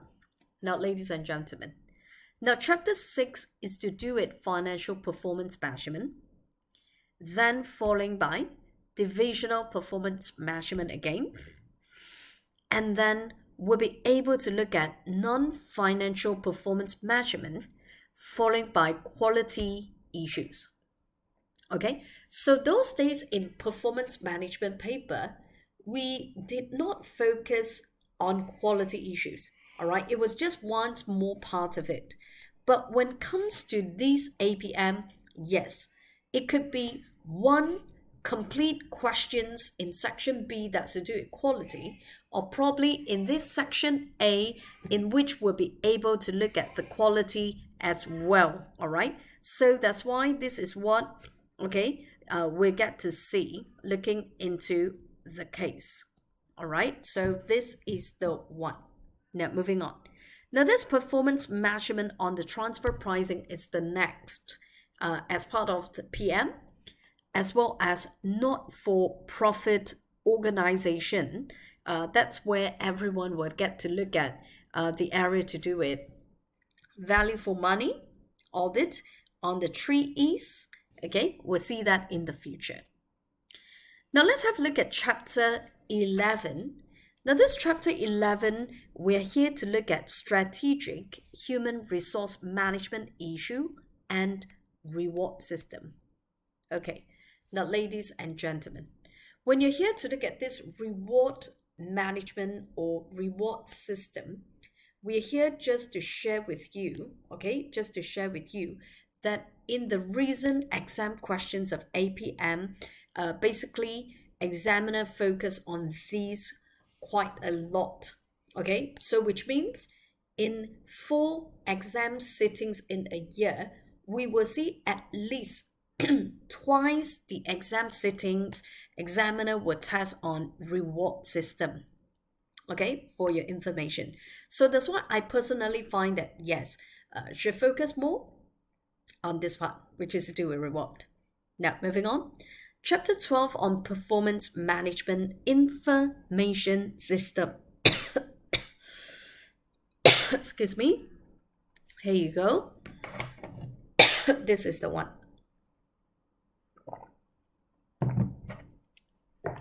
Okay. Excuse me. Now, so we'll get to look into this information system, particularly to look at which part. Okay, now let me show you. For example, we'll look at ERP system. We'll look at big data and data analytics. And because of that, this will relate to data mining as well in your syllabus. Okay, so that's why that's to do with this question 12, or I would say chapter 12, performance management information system. All right, 13. Now for this 13 here on the strategic performance management system with different models that we have to use, okay? For example, we'll be looking at value chain analysis, Porter's five forces, okay, and so forth. And 14, strategic performance issues in the complex business structure. That's where we will be looking at areas to do it. For example, what is performance pyramid? And all this again will appear in your syllabus and also part of your exam question. Okay, now, so that's why it looks like in total it has got about 14 chapters, and maybe your main concern is now, Steffi, we just want to know in our exam questions, normally they're coming out from which chapter? As I mentioned, from 6 to 10, that will be seen as the key topics for us to cover. But you don't have to worry, as I will go through each of them with you. Okay, great. Now, so let's continue to look at the second page of your notes right here. Now, once again, now here where I have already stated, and it's not the first time, share with you this. Now, so we say section A, 1 compulsory questions and it's 40 marks. Professional marks is going to be 10. So that's why in total, this will be a 50 marks exam question. And where candidates are required to draft a report. Section B, now candidates will be asked to answer 2 compulsory questions comprising of 25 marks each, and the professional marks is going to be 5. Okay, so which means 20 marks for the technical knowledge and 5 marks for professional marks. And since it's going to be 2 questions, which means in total another 50 marks here. Okay, now, so ladies and gentlemen, now we understand that in the exam, what happened is we have 3 hours and 15 minutes, which means we have about 195 minutes in order for us to answer 100 mark exam question. Okay, so for every 1 mark, you actually have 1.95 minutes, okay, to answer the question. Now, so of course, for more, how do you actually manage your time in answering the questions? I'll be able to share with you in the future when we attempt past exam questions. Okay, great. Okay, so ladies and gentlemen, welcome back. And finally, we are here to start off with our chapter number 1. Okay, now I think it's always important for us to have a quick revision before we are here to see what is this activity-based costing. All right, so let me just start off with this chapter 1. I'll just state ABC and ABM. All right, so this ABM means the activity-based costing and management. So therefore, let's start off with revision. All right, a quick one. Now, ladies and gentlemen, now let's say for those that you learned MA, Management Accounting, Performance Management in the past, I'm very sure that you're very clear about what's the difference between the direct cost and indirect cost. Am I right? Now, so now let us see how do we classify the cost for a start before I'm going to bring you all to the concept of the ABC. Now, number 1. First thing first, whenever we're here to talk about direct cost, this direct cost is mainly for us to use direct material plus direct labor. And finally, if there's any direct expense, okay, yes, that will be part of the direct cost. Okay, now, and don't forget, most of the time, all the direct related costs are mainly variable cost. Can you see that? Okay, so the higher is the quantity, the higher is the cost. Can you see that? Okay, so normally when you see it is direct, and they're normally variable cost in nature. Okay, or I'll just state variable in nature. Now, so by the time you see variable, and that means incremental. Okay, now, then of course, what about these indirect costs? Now again, this indirect cost is so straightforward, and all you need to do is to remember they are here to add up all the indirect material, indirect labor, and indirect expense. So that's why, ladies and gentlemen, now some students will ask, then what's the key difference between the two? Okay, one very good example, the class. Direct cost simply means any cost that is directly related to the production. That is called the direct costs. Understand? Okay, for instance, in order for me to produce the product, what happened is you have to use the material. Okay, so the material will be the direct cost. It relates directly to the final product. Okay, now, and always bear in mind, if let's say we have this direct cost, which is the total, you can always call this as the prime cost. Okay, you can always call this as the prime cost, and that's the direct cost, ladies and gentlemen. Now, but what about indirect? Now, indirect means the cost that has no direct linkage or relatedness to the product, and is always incurred indirectly, okay, to the production of the output. For example, salary payable to the marketing manager, okay, or rental paid for the manufacturing, or we say for the production factory. And all these will then be seen as indirect costs, ladies and gentlemen. So therefore, we have this prime cost, and indirect cost here is what we call as the overhead cost. Can you see that? Okay. Now, so in the first place, we understand that if let's say it is a form of direct cost, you do not need to go for the process of apportionment or absorption. Okay?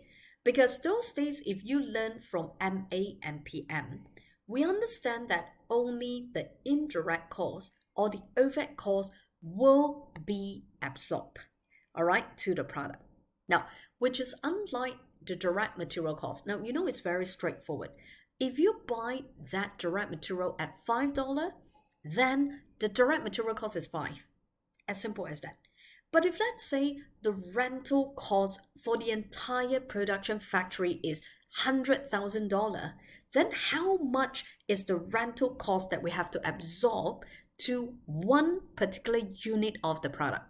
So I don't think you're going to absorb the entire 100,000 or allocate the entire 100,000 to just that one single unit of product. And therefore, you have to find a way, you will have to make sure you apportion it, you allocate it, and eventually you absorb into the final product. Okay, that is always what we expect to see. Now, so going through the process that I've just mentioned, that is the reason why those days in the management accounting paper, in the performance management paper, you learn something called overhead cost analysis. Can you see that? Okay. So when we're here to talk about overhead cost analysis, ladies and gentlemen, there is always a traditional way and there is always a modern approach. So this traditional way is what we call as conventional absorption costing approach or method. This is the traditional one. And of course, you probably wish to know what is the modern method. Okay? Now, ladies and gentlemen, the modern method here is when we apply this, which is the activity-based costing system. Okay? All right. Now, so these are the two main approaches that we are talking about. All right, 1 and 2. Now, of course, what happened is some student will probably ask and say, okay, Steffi, now can we just actually know the differences between the two first before briefing us on what is this ABC here, yes, of course, of course. Now, ladies and gentlemen, now all you need to do, the first thing you want to know is to actually look at the differences. All right, how do we calculate something called OAR? How do we calculate something called CDR? Then only we will proceed to the general concept of the activity-based costing. Okay, now, so that's why, ladies and gentlemen, okay, let me just come back to this note. Now you can see, now the very first page of my notes for chapter 1, page number 3, it's about what is this ABC. Okay, now I'm going to skip this first. I will look at page number 4 first, then later we'll come back to page number 3. All right, and that's how you will see things more clearly. Okay, so let's have a look at page number 4, differences. Okay, now, so ladies and gentlemen, now back to the point that I've mentioned to all of you just now, when we talk about the differences. Now we say it could be between the traditional AC method or the ABC method. Can you see that? Okay, now of course, if it's under the activity-based costing approach, that's the modern approach. Am I right? That's the modern approach. Okay, now let us see this. Now we start off with the traditional AC method first. For example, in the exam, you may be required to calculate the overhead cost, which is based on conventional method. That means the traditional method using the labor hour or the machine hour in this case. Yeah, that's right. Now, class, if you still remember, those days, if it's based on the traditional method, we are calling these as the factory floor basis. Okay, so what is factory floor basis? And that means all these bases are production related. Okay, so it's not just about the labor hour, and it's not just about the machine hour. They can always replace by other bases such as like production unit. They can use direct material cost, direct labor cost, or even the prime cost to apportion these overhead costs. Can you see that? So therefore, what happened is in most of the exam questions, especially in PM and APM, they will just assume it is based on the current method that they are going to use. Okay, so that's why this is normally what you will see. Okay, that is the one. All right, let me just underline this. Now, so moving on, let's have a look at the two different steps here. We have step 1 and we have step 2. Okay, now, so ladies and gentlemen, start with step 1. Now, step 1, you will calculate something called the OAR. Okay, so what is overhead absorption rate? We're here to use total overhead cost and divide it by activity level. Now, ladies and gentlemen, again, when you see the word total, this total means it would be the overhead cost for all the activities. Okay, so when I say the all activities, ladies and gentlemen, now try to think. It's not possible for the business to identify every single activity performed in the organization. Okay, in the organization, there may be more than hundreds or thousands of activities. Okay, so therefore, what happened is when we are here to look at the activities, the so-called activities, it must be significant activities. The activities that they will perform very regularly in the organization. So they will identify all these key activities and their respective cost. Okay, so when you add up all these costs, that will be seen as the total overhead cost. Now, then what is activity level? Now, this activity level, it will refer to either, as I said earlier, this activity level, it will then be back to the labor hour or the machine hour that I have just mentioned. But sometimes in your APM exam questions, what happened? In your APM exam questions, sometimes we will actually see these as what? Okay, for example, we will see these probably as revenue that they will use in the question or some other basis as well. All right, so that is to do it, step one, under traditional method. Now, step two. Now, this step two is when we're looking at the overhead cost absorption. So once I've got the OAR, and that's how you're going to absorb back into the overhead cost. We're here to use the OAR times the actual base, okay? Which means, if assuming you have calculated the OAR to be $20 per machine hour, and assuming there will be 5 machine hours for each unit, so that comes to about $100 because we'll take 5 times the $20 of OAR. Understand? Okay, so this step one as well as this step number two, ladies and gentlemen. Okay, now then of course moving on, let's have a look at the example. Now when we're looking at this example here, ladies and gentlemen, we will actually get to see how do you calculate these OAR. We have the total overhead cost, which is 100,000, and the total labor hours is 20,000 hours. So class. Now, how do you calculate these OAR here? Now, to calculate this OAR, very straightforward. Now, do you see? I'll just use the 100,000 and divide by 20, and that's how I got my OAR, which is a $5.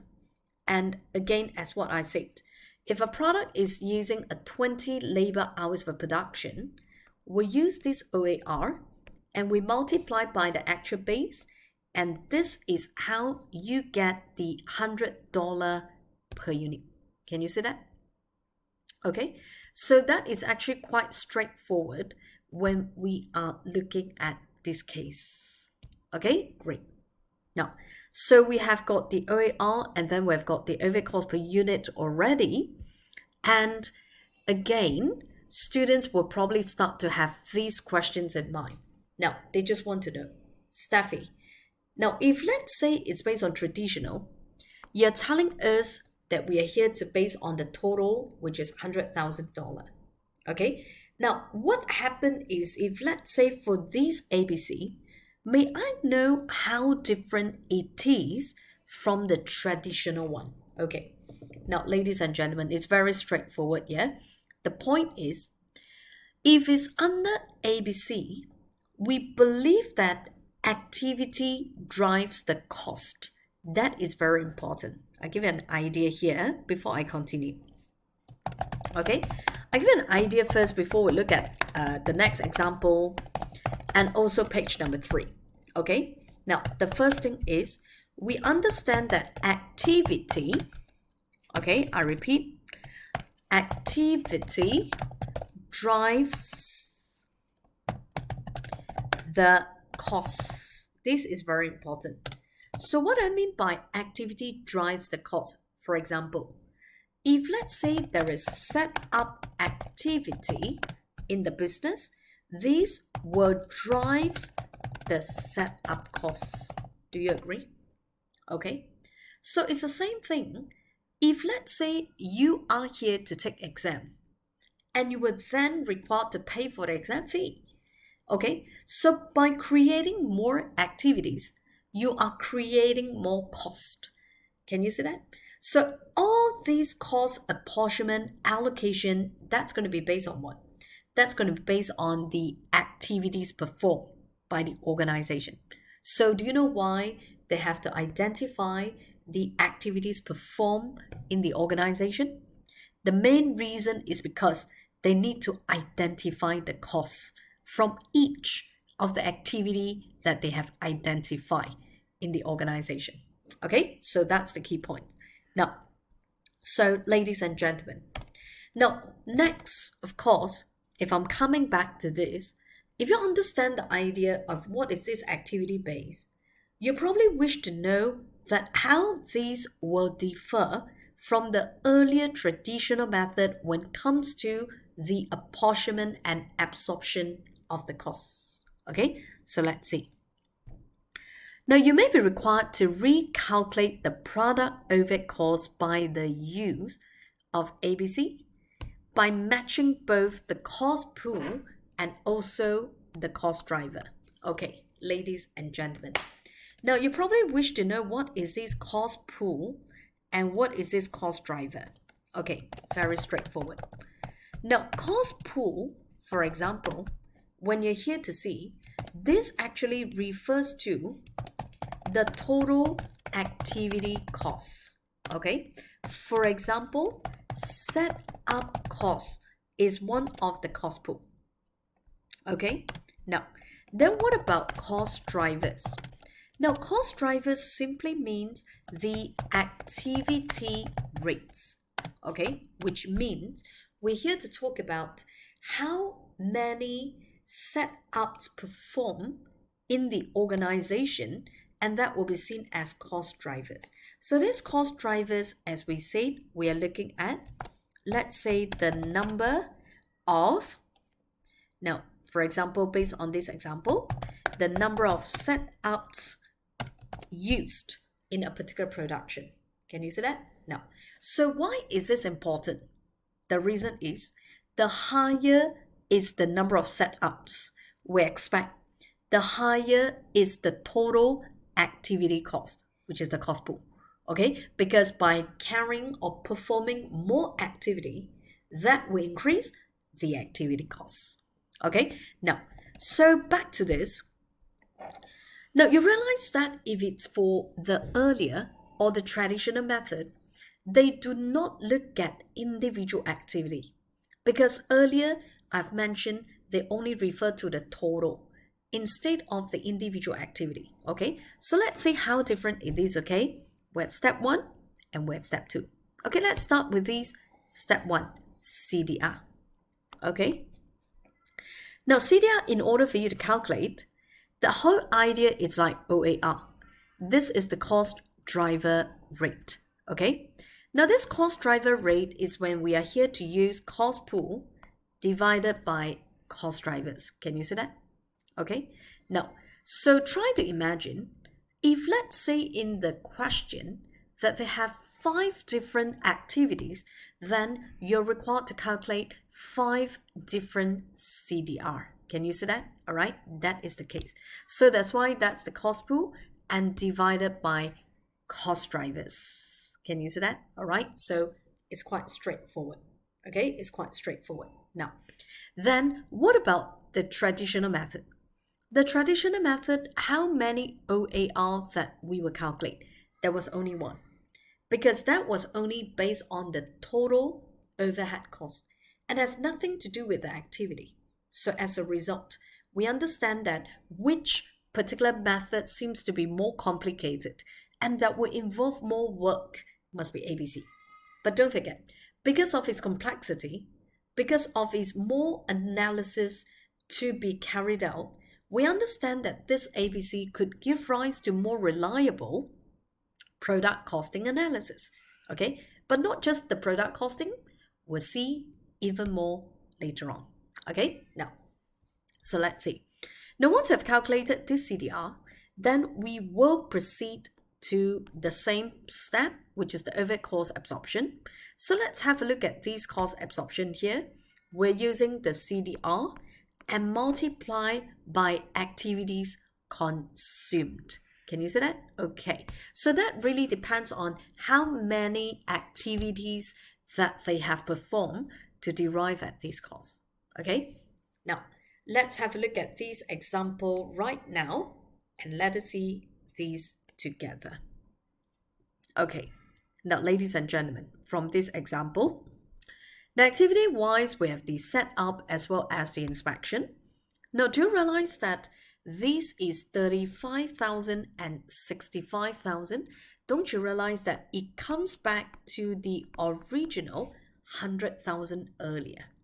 Okay, so that means in the organization, the total overhead cost was 100,000. Okay, so in this ABC, they will categorize it. Okay, they'll categorize them into two different activities, which is setup and inspection. So we will expect to see two CDR later. Okay, now let's have a look at number one. Now for this setup here, the cost is $35,000 and we have these 2,000 setups. So what is that? Now this 2,000 setup is the activity rate, which is the cost driver. Okay, let's assume for inspection, which is 10,000. So they're telling you a product is manufactured by using 2 setups and 1 inspection. Can you see that? All right, 2 setups and 1 inspection. So let's start with these CDR calculation. Okay, first of all, in order for you to calculate the CDR, now the cost pool is now 35,000 and all you need to do is divide by the cost driver 2,000 and this is about 17.5% up. Now same goes to the inspection in which you have to calculate the CDR as well. So from here with the 65,000 and the 10,000 inspection, and these would then be a 6.5 per inspection. All right, ladies and gentlemen. Now, so all you need to do from here, class, okay, all you need to do from here, which is for the CDR. Now, some student will ask a couple of questions, okay, especially when they're here to compare the traditional method as well as the new method in this case. Now, so it's quite straightforward, ladies and gentlemen. You know how? Okay, let me share with you. Now, don't you realize that, okay, don't you realize that if let's say from here, okay, if let's say from here, first of all, some student will ask and say, if I switch from the traditional method to the ABC method, will the cost per unit change in this case? Okay, the answer is yes, it could be. Because if you use traditional absorption method, and if you use ABC, it's a completely different method to absorb the overhead cost. So the cost per unit could be different. Understand? And you must also understand when the cost per unit change, it would then affect the profit. Understand? Okay. So assuming that if there's no change in the price, but when the cost changes, then the profit will be affected. Okay. Now, so here you go. How do you actually get the overhead cost absorbed per unit? Now you can see. Now once I've got this CDR, you will then take the CDR and multiply by the actual activity. Can you see? Now, which is a 17.5 times 2 setups as mentioned. And then the inspections is like 6.5 for 1 inspections. And that comes to about 6.5. Now, do you see? In terms of the overhead cost that you absorb now, these will be 41.5. Can you see that? Okay, but what about the earlier one? The earlier one was $100. But when it comes to here, it becomes 41.5, ladies and gentlemen. Okay, so as a result, this is what we understand. Okay, this is what we understand, that the cost by itself could be different. Now, so again, now because of these, I think it's good for me to state these as part of your note, and so that everyone could take note of these just in case. All right. Now, number one. Now we will expect the overhead costs absorbed per unit may be different from the traditional method to ABC. Okay, so this is the first point. Okay, now, and we also understand of this ABC will give rise to a more reliable product costing. Okay, pricing, as well as profitability analysis. That is very important. Okay. Now, so class, when they're here to talk about pricing, and what does it mean? Now, this pricing simply means because of knowing how much is the cost, and it's possible for them actually to see or to set the price based on the correct level of the cost calculated. Can you see that? Okay, so therefore, it's not just about the product costing, but again, on the pricing as well. Now, then what about these profitability analysis? Now, this profitability analysis is somehow relating to ABM that we will see later. Okay, so that's why this is the very first part, looking at the differences between the two. So I have a questions for you, and this question is on page number 5. We will see a little bit on this first, and we'll go back to page number 3 later. Okay, back to the theory. Okay, good. Now, page number 5. Now, I need you to have a look at this example, as this will be a good one. Okay, and I believe if you have, if let's say you took your exam those days in PM, I'm pretty sure you have seen this before, you see. Okay, all right, because as I say, these are all to be seen as the assumed knowledge from your PM to your APM. And let's have a look at this case.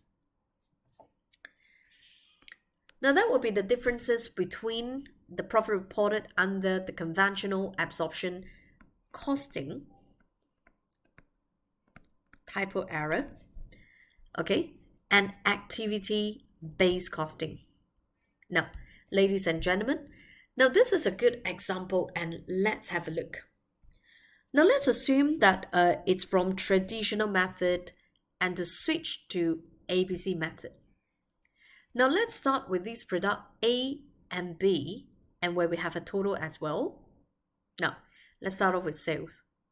Now, for the sales, which is A, assuming A it's currently to be sold at $100, and the selling price for B it's 120.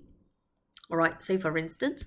Now, regardless of which method they're going to use, the price is fixed.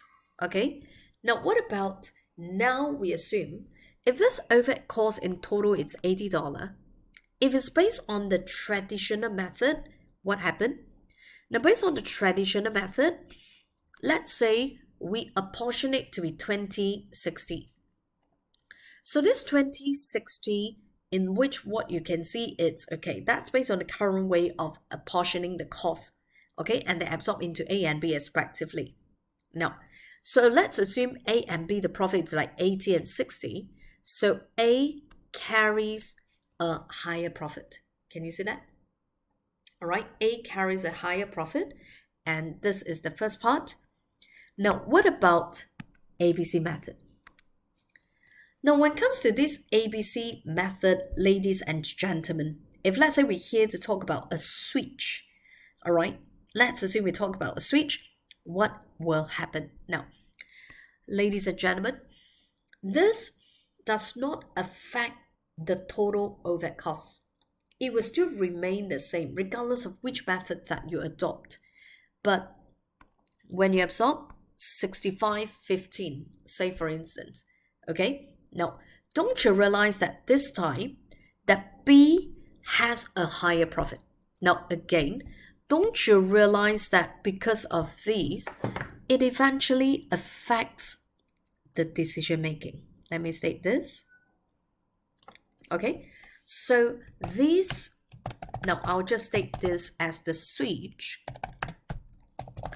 from traditional method to ABC will affect business decision. Okay, so when I say it would affect the business decision, and what does it indicate? Now that simply indicate that if it's under the traditional method, you will focus and you will prioritize the sale of A. But when it comes to ABC, you will prioritize the sale of B instead of A. Understand? Okay. Now, so somehow we still find that a more reliable method It still lies with ABC.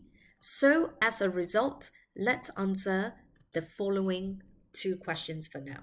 Okay, now let's have a look. Now, any difference in the total profit? Now, the answer is either yes or no. Can you see that? Now, I've just mentioned the total profit has no difference at all. Okay, the total profit has no difference at all. And what is the main reason? The class. The main reason is because the overhead costs remain the same.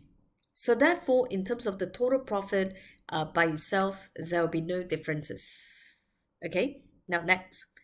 Any difference to the or in the individual product profit? Yes.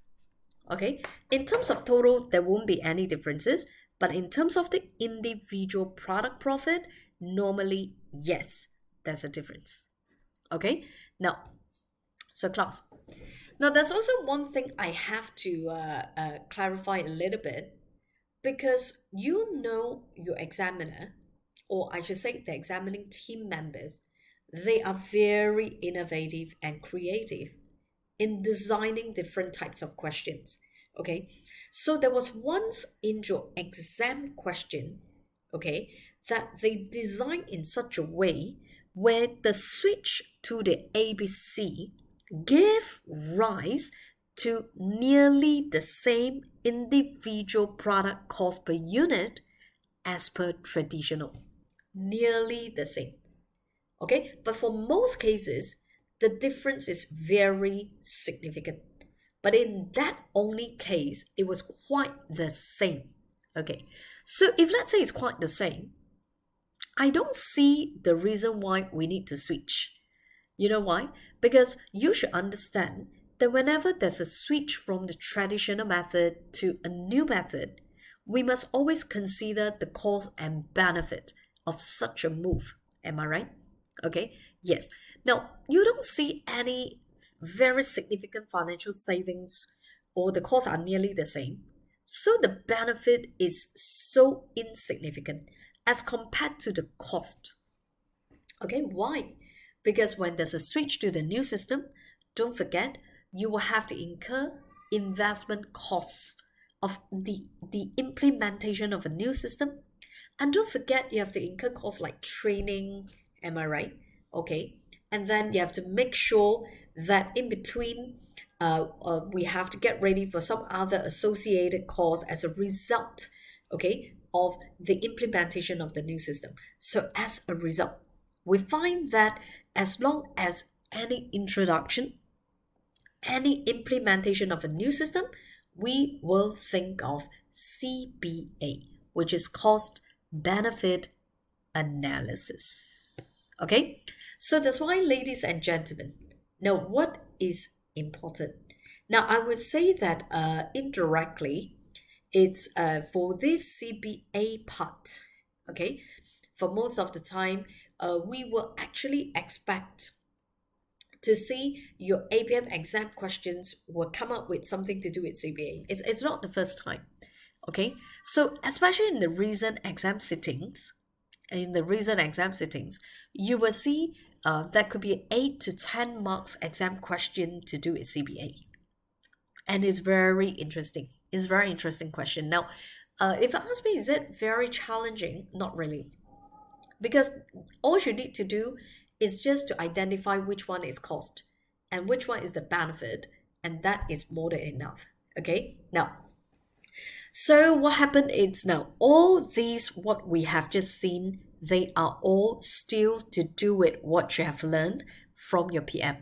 Okay, but I understand in class, I really understand that the reason why I keep telling you that whether is this from PM or not is because I'm going to share you some of the real case scenario from my previous batch of students or my ex-students. Okay, now class, now just to share this with you that I always find that by having a refresher course, okay, is always important for you. It's because that's what we call as bridging, you see, because by having refresher course, that enables you to see what you have learned in the past and how you should apply this in the current paper, okay, from your PM to APM. Okay, so why do I say so is because, ladies and gentlemen, okay, I think it is quite important. It's because based on my experience when I had with my students in Cambodia, oh, that's the best example to quote. Okay, now don't be surprised when I'm going to share with you this. Okay, we're not going to share with you this. It's a real case scenario. Now, class, most of the time, like, because I'm actually one of the expert tutors engaged by ACCA UK, and then to run different trainings or even revision classes in different parts of the world. So let's talk about pre-COVID. Before COVID, uh, most of the time I was sent to different countries and then to run the classes, and they were all physical classes, face to face. So I still remember this really, really well, and it happened in year 2018. All right. 6 years back in the month of October, I received an email a month before October, means in September, from UK. And that time, they sent me an offer. That was a really good opportunity. And that opportunity is actually to run my APM revision classes in Phnom Penh, Cambodia. And that was the first time I was there to teach ACCA classes. All right. Now, so when I saw that offer, I was very excited because, for your information, I love exploring new market, okay, especially seeing new students. This is number one.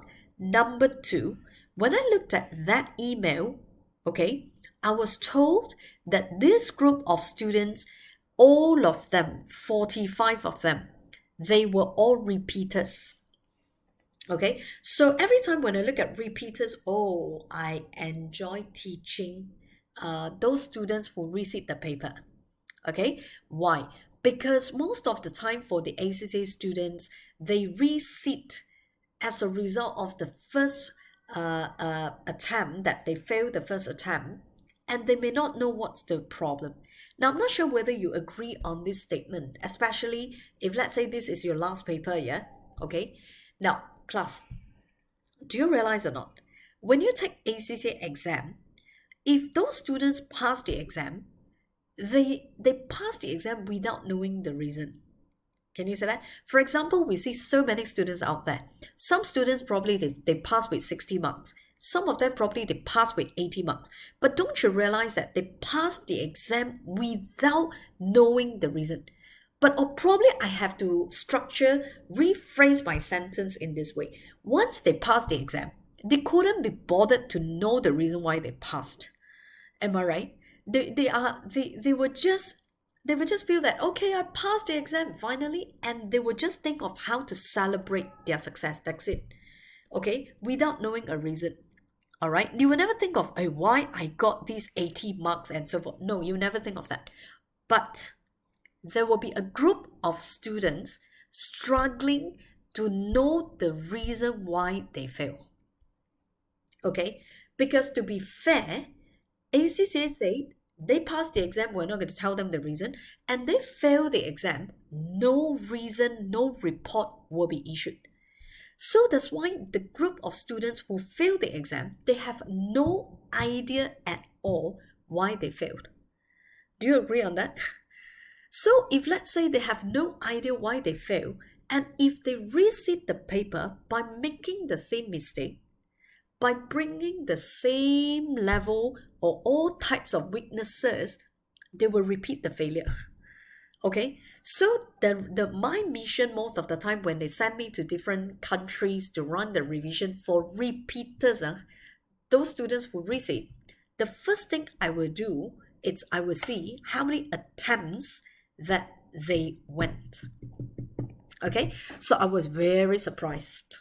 Out of so many places, only Cambodia until today, I still remember, is because when I was there in October 2018, And I could still remember the very first day when I walked into that hall.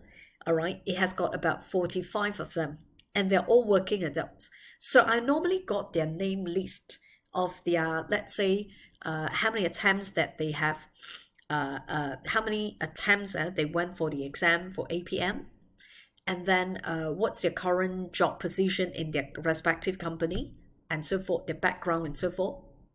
I was so surprised. Some of the students, they were even the CMO, COO, Chief Operation Officer. Okay, but when I look at the number of attempts, oh goodness, I couldn't believe what I saw and I couldn't believe what I heard.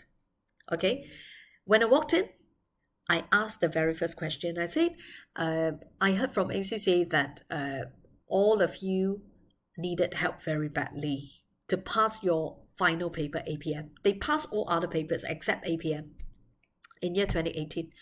So I asked, can I know what's the problem?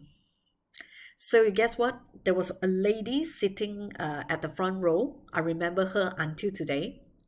And she raised up her hand. She said, Steffi, in our group, in this class, we know each other very well.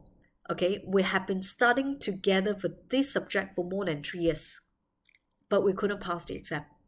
So I said, okay, it's normal that I heard student failing APM exam, but how many attempts? So that lady was telling me and said, in our class, there was one student failed, I repeat, the same exam, APM, the same paper for 17 times. Not 17 is not 7 is 17 times. Can you imagine that? Okay, when I heard about that 17 times, my reaction was, who is these students? Okay, she raised up her hand and said, it's me, Steffi. My next question to her, why are you still here? That's my next question. Oh, she gave me a very good reason. I love her reason very much.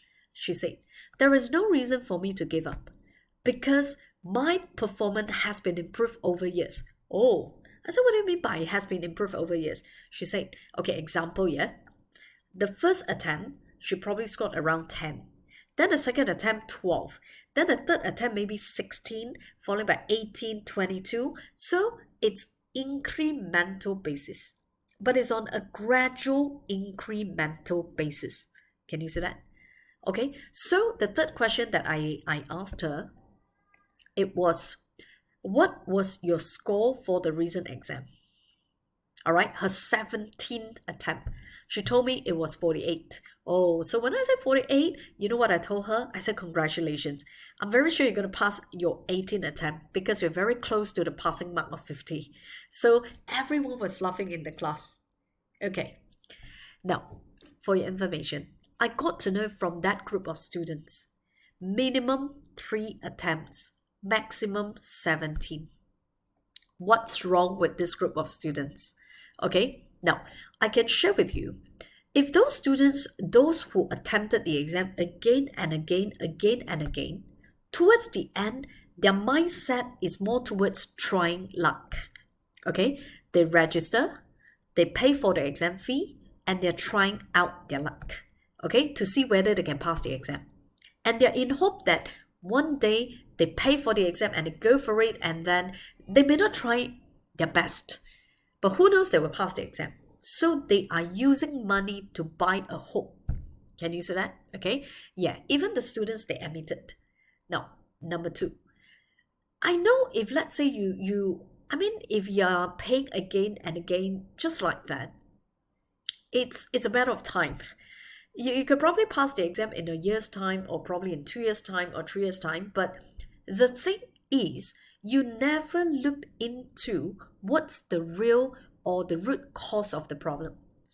And we can't blame them, you know why? Because they do not know where's the problem. Back to the point I mentioned earlier. There wasn't any report or any comments issued by ACCA by telling you what's wrong with you and where did you throw your marks, blah, blah, blah, and so forth. So therefore, this group of students, what do they need?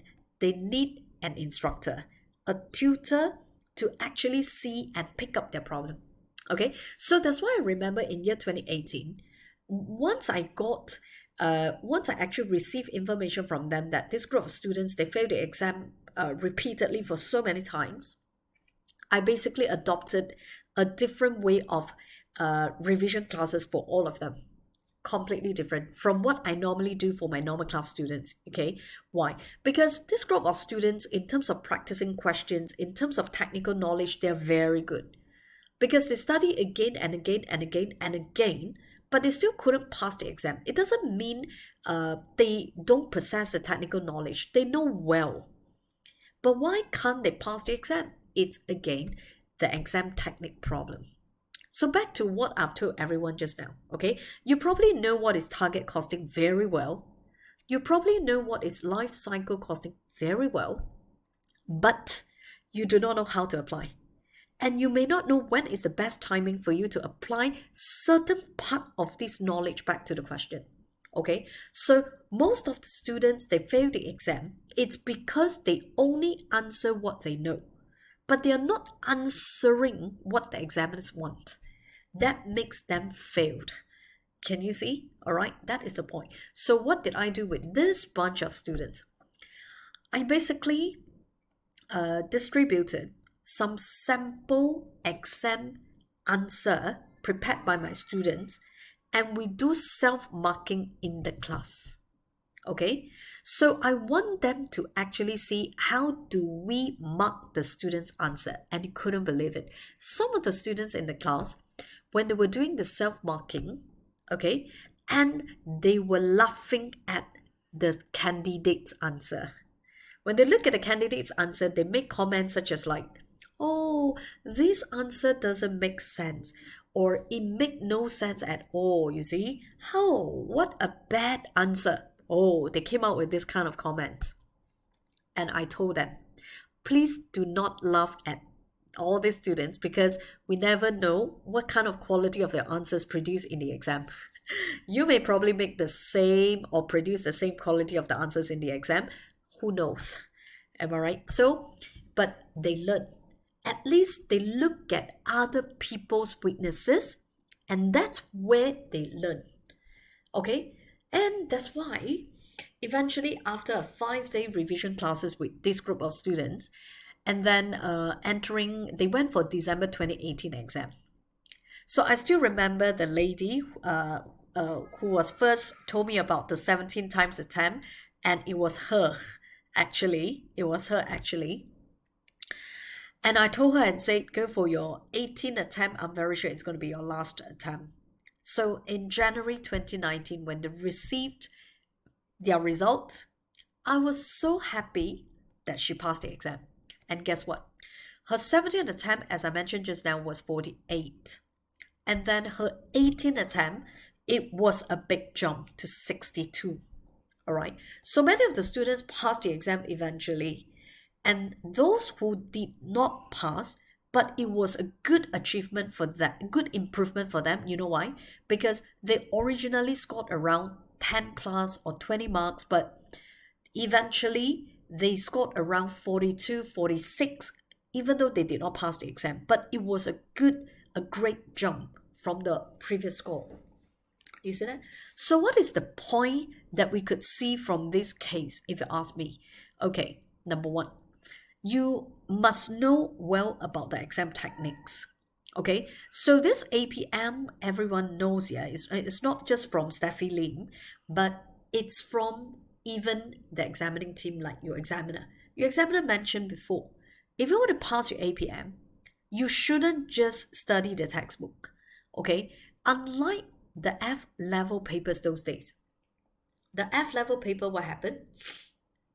Those days, we could hold our textbook and you can spend time reading, studying the books, and in the hope that the same thing will come out in the exam, you're going to pass the exam. Am I correct? But for APM, it doesn't work in this way. In APM, textbook contribution towards your success, okay, it's only about 30%, as mentioned by examiner, not me, okay? What about the 70%? The 70% actually comes from the past exam question. Okay, so that is the reason why I told everyone just now that every time when I finish one particular chapter, I'm going to start practicing the exam questions, is because I want you to learn, okay, and to see what is application. Now, same goes to driving. If you only study and learning the theory, but you never drive a car, don't call yourself a driver. Understand? All right? Even though you possess a driving license, this is always what I believe. Okay? We can never teach people how to drive theoretically. Okay? Why? Because driving skill is very much depends on practice. If you do not drive, means there is no experience. When there is no experience, means you do not learn. Can you see that? So same goes back to ACCA questions as well. If you never practice the questions, but you study the textbooks, don't call these as what? Learning. You are only getting the information. That's the input, but there's no output. Okay? So the learning contribution or the learning part is so minimal. Okay? Now, so guess what? Many of them passed the exam, but it wasn't 100%, all right, because the revision classes was only a 5 days, but more than 60% of them, which is above the global pass rate, they passed the exam eventually. So I was really glad because in year 2019, January, I flew back to Phnom Penh, Cambodia, and then to share with them their joy, their happiness, especially when they pass the examination. Okay, now then for those who did not pass the exam, eventually we had another focus group session with them, and to help them to see what's their problem, all right, before they proceed or before they reattempt the paper again. Now, so that was a little bit to do with my sharing of my Cambodian students in year 2018, and in the future I'm going to share you even more, all right, for some other batches as well. Now, so what is really inspiring and what is really motivating, I would personally see these as learning, because sometimes we can't learn everything all by ourselves, but we learn from other people as well, ladies and gentlemen. Now, so if this is not a problem at all, then what happened is we are here now to come back to page number 3. We're coming back to see what is activity-based costing. All right, back to number 3 right now. Okay, so let's see. Now, so that's why looking into the case, okay, now this is the one. Now from here, page number 3. Okay, here you go. Now this page number 3, which is to do with the activity-based costing. All right, activity-based costing, ladies and gentlemen, here you go. This is the one. Now let's pick up some of the key points, the key words. What is ABC again from what we have just learned? Now, looking at the very first point.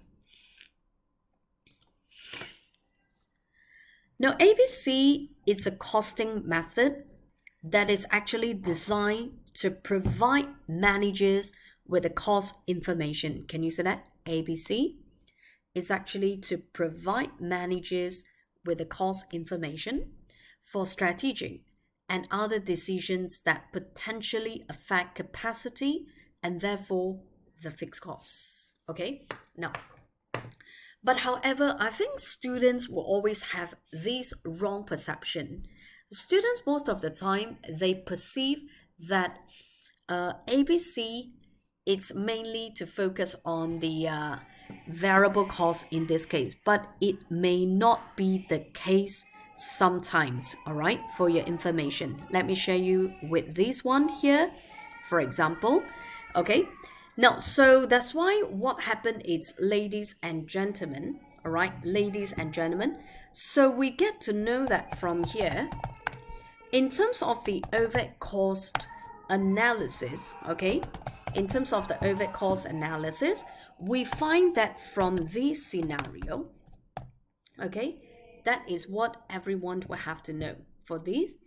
Now, ABC assumes most of the overhead costs to be variable in nature. Can you see that?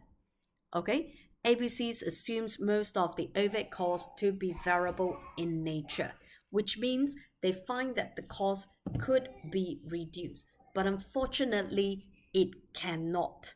Okay, you know why? Because we say somehow certain overhead costs are fixed in nature. Okay, so it's not all overhead costs to be variable, but some of the costs are actually fixed. So if let's say they are fixed, then it is difficult to achieve all savings. Can you see that? Okay, because we understand that if you use ABC, ABC will help us to control and reduce costs. Okay, now why? It's because once you have identified the cost driver rate, then you will know how much is the cost pertaining to each of the activity. And that's where you are there to reduce the cost for your information. Okay, but however, not all overhead costs are variable. Okay, if it's the variable overhead cost, yes, then you can achieve. But some of them, they are fixed. And if it's fixed cost, then there will be a committed cost. Then it's unable for you to cut or even to save the cost then. So it's not all. Okay. Now, so ABC is definitely here to provide information to the managers. Now, moving on, let's see the second point. Okay, so some of the points we're going to highlight the underline or highlight the keywords. Let's see number 2. Now, activity-based costing system is used to determine the product cost for special management reports. And this system is ordinarily used as a supplement to the company's usual costing system.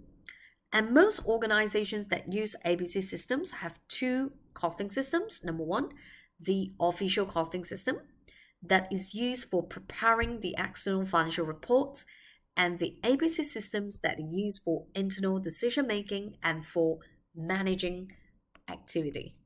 Okay. So in terms of the decision-making part, I believe just now I have mentioned to you, including which product that you should prioritize first. Okay, now let's move on. Now the next, it's also important for us to see, let's say for these and these. Now we continue to underline. The ABC system's objective is to understand the overhead cost. Okay. Now, other than understanding, we are here, all right, to see the profitability of the products and customers, and also to manage the overhead cost. Now, again, by the time we are here to see to manage the overhead cost, and what does it indicate? Now, managing this overhead cost is simply referring to control and reduce the overhead costs for your information. Okay, so it's actually to control and to reduce the overhead cost. Now, especially when we are making use of the CDR, we perform benchmarking, we compare with some other players in the industry, and that's how you control and you can reduce the cost. All right, we'll talk about these by tomorrow when we are here to talk about benchmarking. Now, it's developed by Kaplan and Cooper, and is defined as the cost attribution to the cost units on the basis of benefits received from the indirect activities. Okay, so we have different types of the activities like ordering, setup, inspections, material handling, all right, maintenance, and so forth. Okay, so as a result, now we understand what is always important for you to know how to calculate the cost per driver using the ABC. All right, so I'll go through some of the key points with you and underline, okay, and the rest you can go through it on yourself, all by yourself. And let's see, Now, the first point. Now, we understand that if you use ABC like what I've mentioned to everyone just now, it's always important for you to identify the activities, okay, that consume resources, incur overhead costs. Now, like what I mentioned to everyone earlier, that when we are here to identify the activities, this activity must be key activities. Understand? Number two, allocate the overhead costs to the activities. Okay, so that's why it will become a cost pool, and therefore we realize that it will actually come up with a third. You have to determine the cost driver. Am I correct? So what would be the activity rate for each of the cost pool? And subsequently, do not forget, collect data about the actual activity for the cost driver in each cost pool. And finally, calculate the overhead cost of the product or services. Now, this is done by calculating an overhead cost per unit, okay, of the cost driver or the cost per unit of the activity. Can you see that? Okay, fine.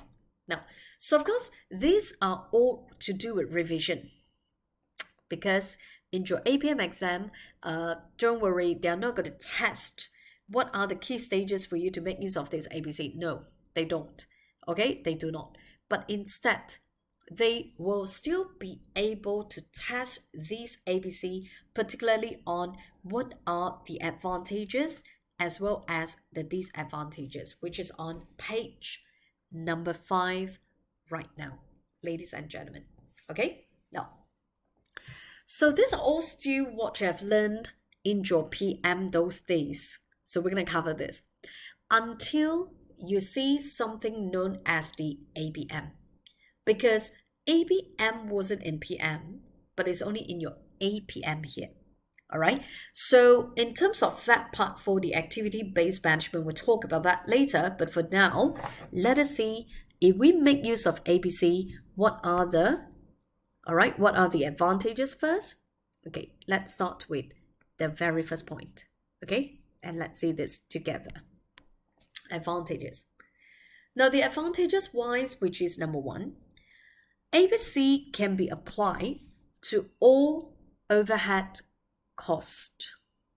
Okay, so that means we are not just here to look at the production related overhead cost, no, but we will also look into the non-production overhead cost.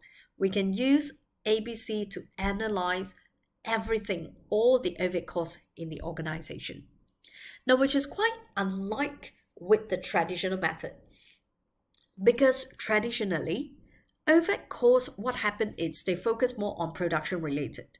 Okay, but even nowadays, the production factories or manufacturing companies, okay, as a result of process automation, IT, their production related costs indirectly has become non-production.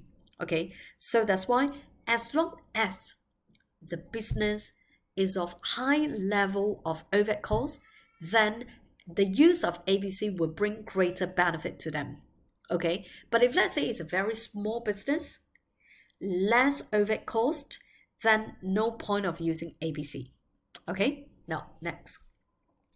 So the organizations are able to identify what activities that have driven the overhead cost. Oh, this is very true. Because if it's based on traditional method, they do not look at the types of activities. Okay, they do not. So it's hardly for you to understand what are the activities performed in the organization, and perhaps you lose the opportunity to identify the activities that could achieve financial savings at the end of the day. Can you see? Now, number 3, it takes into account all the overhead costs, like I say, all right, including production and non-production. It provides a better analysis of the overhead costs incurred, which result in a more reliable cost estimation and decision making. Okay, so when I say a more reliable decision or the cost estimation, okay, that's the product costing. So eventually it affects the profitability and also the decision making, as I mentioned earlier. So this is one of the main advantages. The next, ABC allows managers to attribute the cost to the activities and the products more accurately than the traditional cost accounting method. Okay, so the activities responsible for the cost can be identified and passed on to the users only when the product or the service uses the activity. Okay, so to be fair, and I would personally find that this is a better absorption method compared to traditional. Okay, now next. Notice I find that it identifies high overhead cost per unit and finding way to reduce the cost. Yes, that's true. Okay, this is going through benchmarking. I'll give an example. If for your business currently, the setup cost it's $10 per setup, comparing to your competitor that the setup cost is only at $6 per unit. So in terms of the cost competitiveness wise, we are losing out because we incur a higher cost compared to your competitor. So by looking at this CDR, that enable our business to benchmark and to see how do we or how should we improve or streamline the processes to achieve cost saving. All right, so that is always the idea behind ABM. Okay, to produce the same level of the output, but is with lower cost. Understand? Okay, you can add in this particular concept and seem to be really important. Okay, I'll repeat. Now this is actually for ABC. ABC, or I would say ABM. The core idea or objective is to produce same level of output at lower cost. Okay, so that's why especially tomorrow when we're looking at ABM, we can even have a look at how do you identify the value added and non-value added activities, because that would help in controlling and reducing our cost. Okay, now next. Now ABC can be used just easily in the service costing as in the product costing. All right, especially for all the industry. Okay, but everyone knows that everything has its pros and cons. Am I correct? Now, so let us start looking at the very first part, which will be the first disadvantage. Okay, so let's see. At cost pooling stage, grouping the costs associated with cost drivers, they are still making use of the arbitrary method of cost apportionment. Now, ladies and gentlemen, now this simply means, for example, we somehow say that the use of ABC is more reliable, okay? It's more reliable than the traditional method, yes. But do you actually call this as 100% more reliable? No. Or 100% reliable? No way.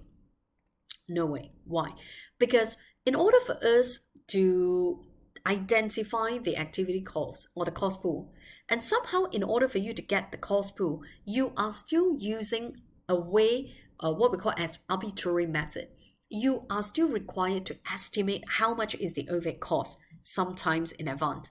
So by the time there is estimation, we understand that there must be now a level of judgment to be applied. So we don't call this as 100% reliable then. Okay, that is still the disadvantage. Now, number two, the use of ABC where only main activities are identified. Okay, not all activities could be identified and associated with an identifiable cost driver. No. Okay, for example, we understand that setup cost can be matched back with the number of setup.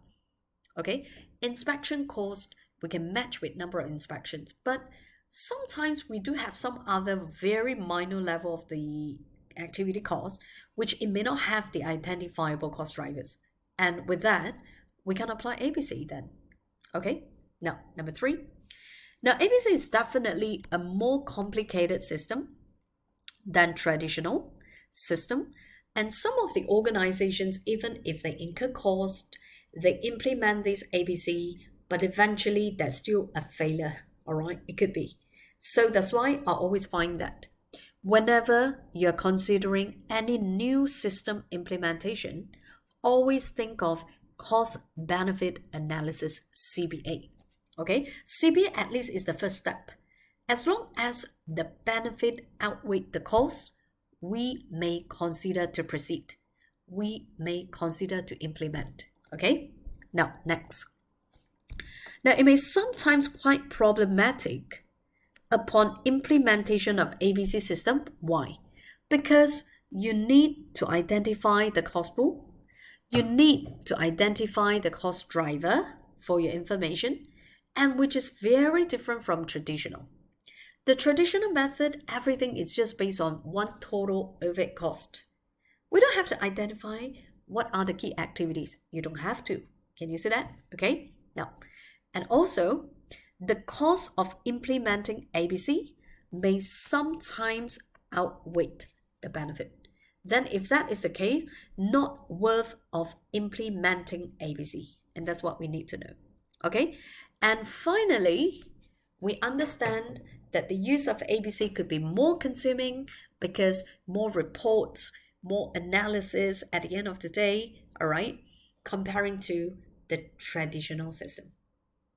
Okay, now, so ladies and gentlemen, now from what we have just covered for today, so far I would say this could be seen as a small part of revision of what you have learned in the past in your performance management paper. Okay, but you realize that in your APM, for this particular chapter, they don't just see what is this ABC, but they want us actually to look at the management system part, which is ABM. Now, so ladies and gentlemen, so tomorrow we will kickstart with what is ABM. ABM here looks into two main parts. The first on the strategic ABM. Number two, I will quote your example, what is operational ABM and how does it affect the organization's or the business decision. And lastly, the very last part is to do with activity-based budgeting. But tomorrow when we cover this part, it was just one more part because we're supposed to see more in chapter 3 when we cover budgeting. Okay? But tomorrow, after I have completed this particular chapter, that's where we will look at your very first past exam questions from APM. All right, for your information. So we have a case study called Vandit, and tomorrow we will be able to look into that question and to see how we apply ABC and ABM in the past exam question. Okay, so for our session today, that's it. Any questions so far? Okay, please feel free. Yep, okay, great. Okay, let me see. Is there any past videos that we can watch first before the class? Because I would say that okay. All right, so we actually have a student asking this question. Thank you very much. Unfortunately, we do not provide any past videos for this. Okay, unfortunately for that. But what I would suggest is to have a look at the ACCA global website where they have some resources out there. All right, so sorry for that, but I'm gonna highlight to you from where you can actually have a look at that because they do have the past exam questions in that section and they do have the articles as well. Okay, now, so maybe what I can do, it's a quick one. Let me just show you on the ACCA website. Okay, I'll come back to this first. Okay.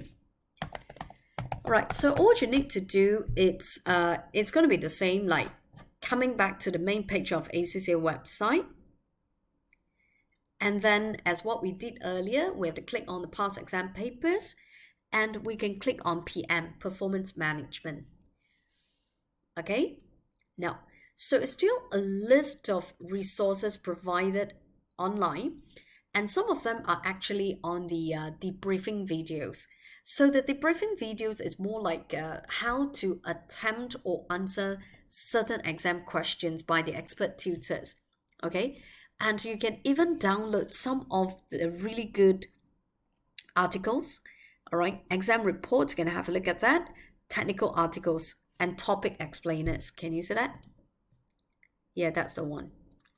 So sometimes when you look at this topic explainers, in which you can actually see um, there are some of the videos available online and then to discuss on a particular topic. All right, to discuss on a particular topic. Okay, so these basically helps, I would say. All right, this basically helps. So, ladies and gentlemen, now what happened is I will still suggest, if it's possible, to look at the past exam questions straight, because if you need to go through every single article, that may take some time, you see. Excuse me. That will actually take some time. But no harm if you read the article as well, if you have time, like A, B, C, or else you can refer, excuse me, you can refer to the past exam question straight. Okay, now the past exam question, it was exactly the same like how we log into our easier practice platform earlier. Okay, great. Now, so ladies and gentlemen, now let's say anyone has no questions right here. Okay, we have an incoming message. Okay, thank you. All right. Now, if let's say anyone has no questions for now, then this is where I dismiss my session today as the very first session of your ACCA Advanced Performance Management class. I hope you enjoy the session. Thank you very much and goodbye.